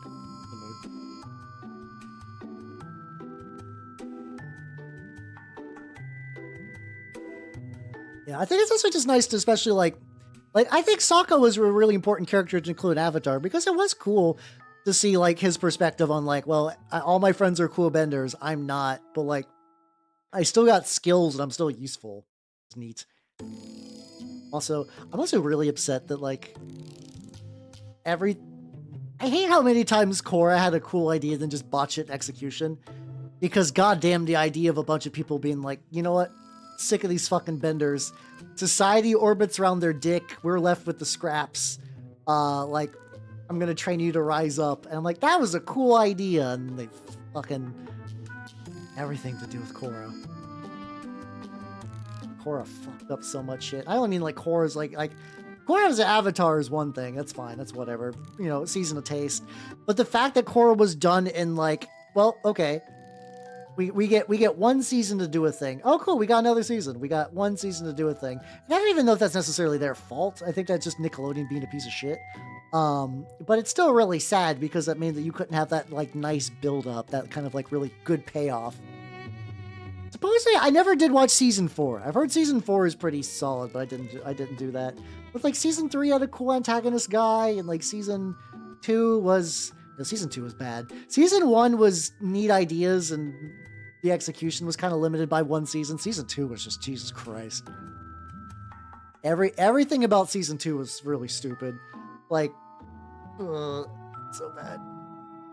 I think I remember watching it at the time. I was like, why is it? Why would you do this? All the characters are just acting like mean assholes now, and like the avatar's cycle is all fucked up, and then like evil spirits are just doing shit. Like what is this? It was not good. I know that they're doing a new Avatar series of like a weird post-apocalyptic Avatar where like maybe fucking out with the spirits was bad in the end. I'm really curious how that's going to play. I think there was some mention of a dark Avatar, which I'm like not jazzed about that idea. I really don't like that idea, but I'm hoping it'll be cool. It could potentially be neat, the idea of like an avatar that like everyone actively despises. I almost felt you don't understand what I was talking about. I have a feeling, yeah. I can't guess the scene because I basically purged. I'm aware that there was an Artemis Fowl Disney movie. I recall nothing of it, and this is where my terrible memory leaves me in blissful ignorance. Yeah, I think Korra season 1 by itself is standalone. It's not perfect. Like the end definitely falters real hard, but you could probably have an okay enough time. You could have an okay enough time. I also forgot that in this playlist, so that was a playlist earlier of all Iosis music, and then I forgot that I actually have extra Iosis songs in my anime playlist now. Yeah, that was cool. The airbending coming back was cool, and like the villain sort of being like a I guess I gotta say evil take on airbending. I know, like, you know, he was doing the fucked up shit, but I like the idea of kind of like taking, like, kind of twisting that idea, the airbending concept, for someone who's using it for nefarious purposes. I was like, he's really cool. He was a really cool guy, just seeing him just like get his airbending powers and just peace out. That was neat. That was a neat idea. I forget exactly how that ended though. I forgot. I know, I think he got like sealed or something. I forget exactly how they dealt with him. It's been a hot minute since I pretty much watched all of Korra 1 through 3 when it was airing. And I vaguely recall there was like something weird with the distribution of season 4 where like it was hard to find online, and you had to like, it was like a Nickelodeon online service. There's like some weird service you had to jump through to watch it like legally. And I think I just didn't bother to. Is that one of those things? It's like this, you know, the other seasons had kind of let me down a lot, so I'm not going to go out of my way to find the 4th season, which is also probably going to let me down. Like maybe I missed a potentially good season that way. I don't know.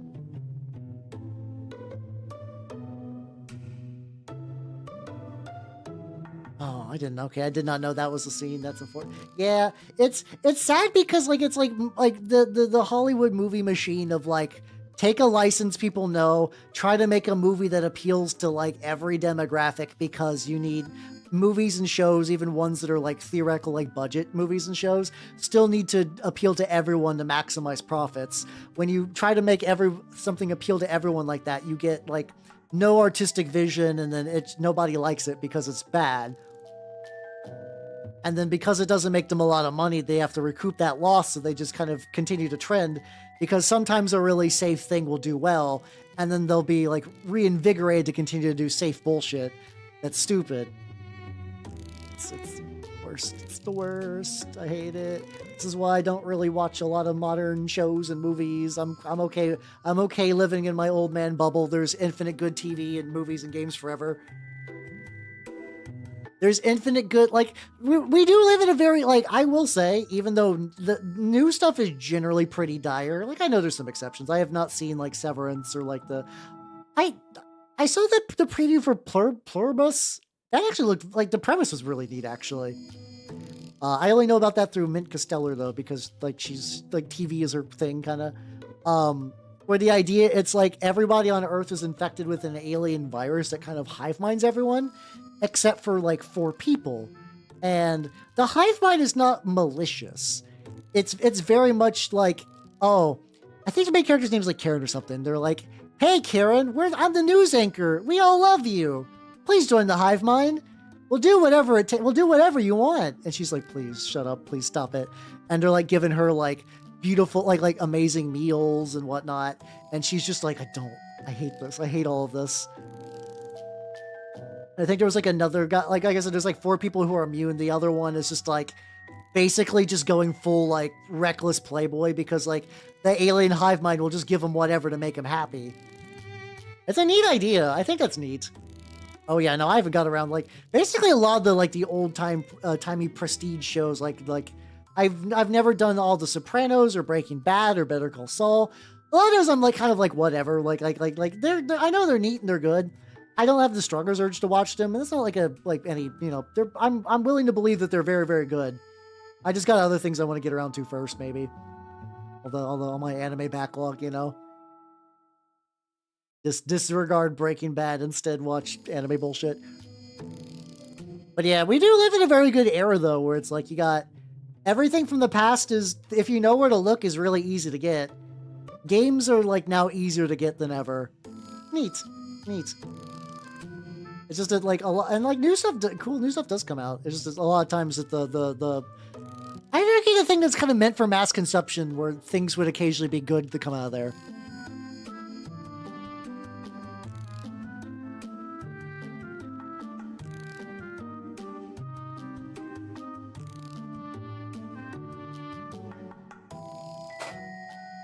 Ew, there we go. I did Stoneless Bee. I mean, same actually. I do that a lot as well. So I'm if you're cooked, I am in the same air fryer as you. There's like a lot of like the classics I need to get around to watching one of these days as well. Yeah, imagine like disregard backlog, play one of those like one of those infinitely replayable games, and you just have like infinite game forever. I mean, yeah, that's not the worst. That's not the worst thing to do. Push that up a little bit later. I'm also realizing this is like the closest I've ever really come to truly edge highlighting. I don't really edge highlight very much, and I think this is going to eventually kind of like eventually dull down enough. But I think at least for this, actually, I even touched that stuff up in the middle. Yeah, that's fine. We'll be edging my minis live on twitch.tv/HowRnot. Alright. Move you. Got a decent amount of time. Let's get that dirt. Oh god, is it like, how about your data? That feels like it should have been done by now, but I don't know. I do admit I have like bitchin' internet, so my perception of how long things take to download is definitely warped. Oh, how you doing, Coop? Welcome. How you doing? I'm working on this nice Mordheim house, and it's going really good, actually. Getting another layer of paint on the dirt piles. Like, this isn't that like very nice stage where like I said, I could take this to the shop and like this will be workable. Yeah. I do have a soft spot of missing that like conspiracy theory and Nazi era of like History Channel. Objectively bad if you want to like learn about history, but there's like a weird. I do enjoy some of the more like weird crack bullshit. Like I do enjoy Ancient Aliens. It's bullshit. It's always like, how could ancient man build this cool building? It's like, yeah, no, they Egyptians knew how to do shit. Listen, buddy, listen. Egyptians didn't need much. Egyptians like were really smart, you know.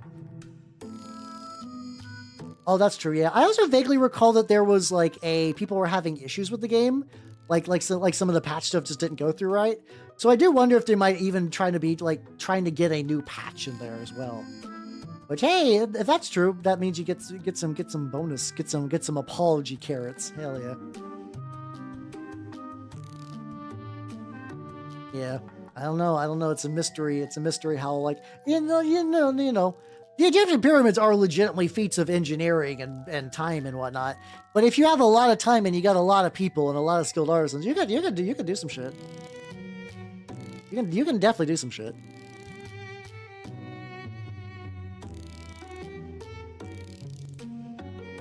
All the maintenance kill your streak. Yeah. F. There's a couple little bits.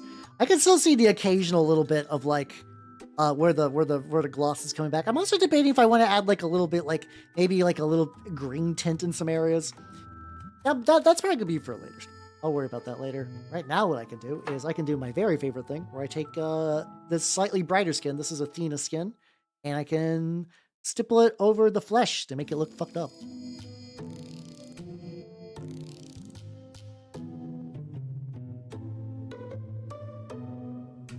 Oh, I forgot about Amazon Alexa. Because that was the thing for a while. Everyone was like, the current version of like the hot hip thing was like making everything in your house a smart device. Like, I think even at one point, like Amazon sent me, I think for free, like a Amazon, like one of the Echoes or whatever. I have it in my living room because like when I get home, it can be dark and my house is mine has a really unfortunately placed, like set of switches that you can't really just turn the outlet on and like light up the room. It triggers like some outlets that are like way on the fucking other side. It's real annoying. So I have one in the front so I can yell at it to turn the lights on when I get home. But the thing is, at this point, I really just need to get a clapper because functionally I just recreate the clapper. The clappers will generally always recognize you clapping. For some reason, those home smart devices get worse over the time. And I don't know if it's maybe just because mine are ancient, need replaced, but like, I just feel like they understand me less and less.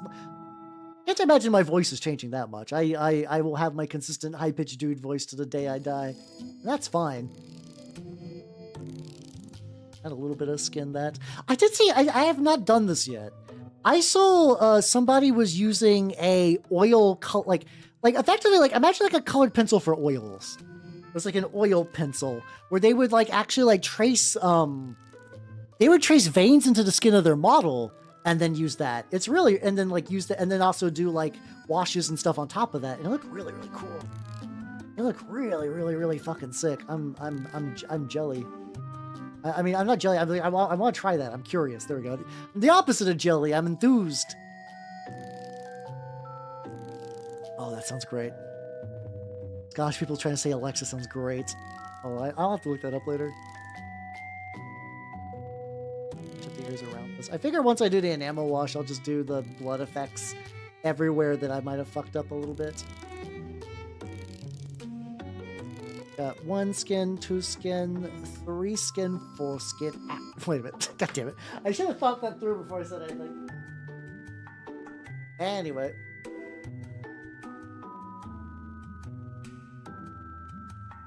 Get this. That does sound brutal though. It's a texture to green stuff you're made of. Crunchy? I don't know. I don't know. It's flexible. I also saw a thing from the same person. They actually did a really cool thing where they mixed Uhu glue with PVA glue and kind of draped it over cloaks and stuff to make the flesh stretch. And I thought that was sick as shit. I don't think I'll use that for this because I don't know how durable that technique is. But if I ever do like, I will be doing flesh capes in the future. It is kind of one of my favorite things. So I definitely give that a go. Look at that skin is. Yippee! Let's go. How you doing, Chuyo? Welcome. How you doing? I'm working on this. Oh yeah, I need to get a little bit in there. I'm gonna do another layer of skin. I'm gonna also use rosy flesh and just get like a really, really light stipple. I'm also like, I feel like I might need to add like a couple little bit more colors of wood. Like maybe I should do, actually, I already got a little bit of this on my palette. I'm probably not gonna get huge amounts.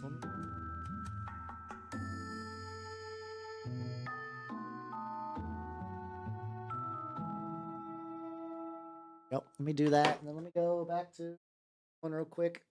Oh yeah, I could just keep a lot of these on my lap. For some reason, I didn't think to put a lot of these on my lap, but I really could just do that. That would have made a lot of this a lot easier. Go. They're very, very, very light. Just like I said, mostly on the raised areas.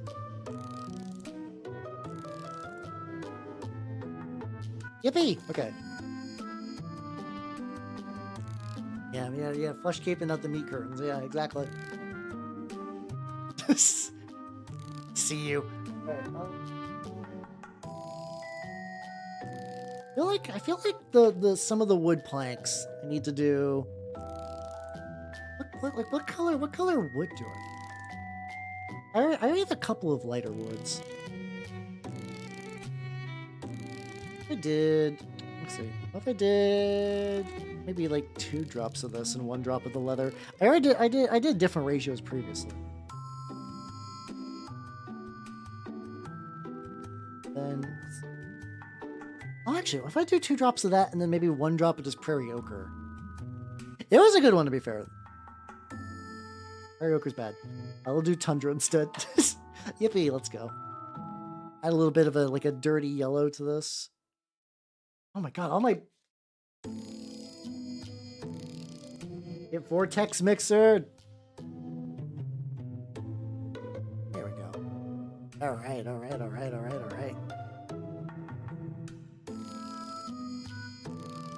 I mean, luckily, if I have stray little like planks of wood, basically added no coloration whatsoever. Fuck. Okay. Let me get another little drop of this paint. 2 drops of wood color. 2 drops of tundra taupe. I don't know how you pronounce that.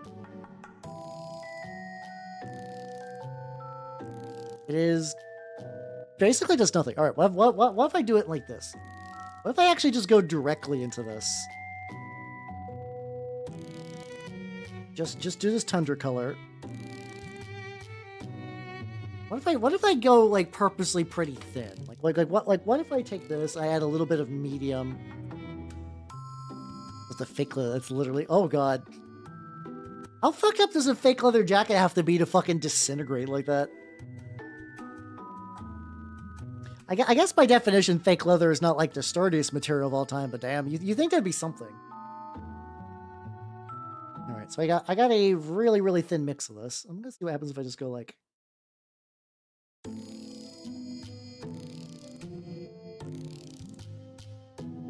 and just kind of pick out like a couple of these little things. Like just get some loose boards. Just kind of give them just like a very, very. I'm going very faint. Probably almost too faint. Probably too much. Mostly just because I just want tint days. Oh, okay, this turned out pretty good. I can even do that. Like, what if this has a unique like texture area thing? So I could just kind of go like, oh, go back if it'll be fine. It'll be fine. I say coping. I do think that little bit of differentiation is good though. If I just find some like wood planks, I just kind of want to be this like. If it's like a different style of wood or what. There's also one in the corner. There we go. Shred like wet paper. Oh god. I guess I've actually never really, I don't know, like leather jackets and stuff seem neat, but I've never actually like seeked them out. I've actually don't have any experience with fake leather either. It is interesting that apparently it just looks like leather until one day it just erupts into dust. That seems to be the trend. Okay, that looks... No. So we got these like wooden planks. They're just kind of like nailed to here, kind of crudely. So I could just go like, oh, okay, there we go. Oh, this is nice actually. It's kind of like really emphasize that these were just kind of like shoddily put together. Yeah, I guess I'll really have to see how this dries. I might find out that I fucked everything up in a bit. I'll be okay. I'll be okay. What happened, you brutal? They're very. Oh yeah. Hold on, there's like cake, like one obvious wood plank. There we go. This one. This bad boy. I think there's one on the... Nope, there's not one from the other side. I also wonder who the fuck, like, in theoretical Mordheim town is just going up to the roof just to put, like, fuck it. One load-bearing, like, chunk of wood at the tippy top. Like, what are you doing? What are you doing, buddy? I know things weren't great before the comet hit, but I like, was this an after comet repair? Like, how are you doing that? How are you making that real? I do kind of like the idea that, like, you know, the comet hits Mordheim, everything's fucked, and somebody's just like, nope, I love me house, I don't care. I don't care if there's, like, demons and rat men and, like, thieves and mercenaries and scoundrels and the undead. This is my goddamn house. This is my goddamn house. I'm going to continue to live here until I get dragged away, kicking and screaming. Oh, it's your bedtime.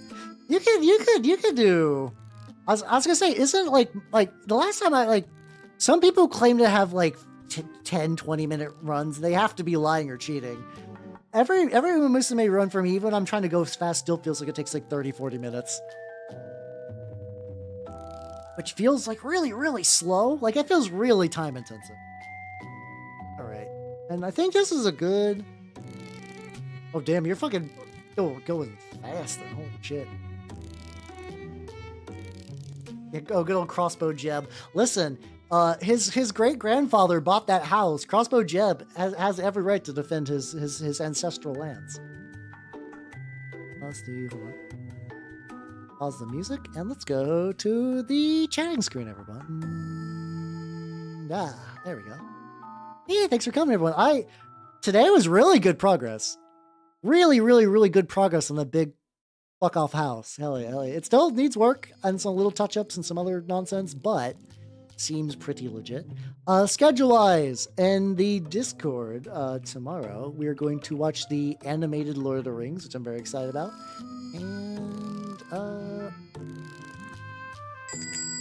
And also the Casual Maker. Thank you for the follow and welcome to the workshop. Sorry, I just be wrapping up. I'm just wrapping up for the night. I've been working on some Mordheim houses. Like one. I worked on one Mordheim house in particular. Then also, how you doing, Kitty? Have a good night as well. On Thursday, I will be painting more of those Turnip 28 Gene Stealers. Saturday is more Alice Madness Returns, which I've been really fucking with. And on Sunday, I think I'm going to paint a Mamluk.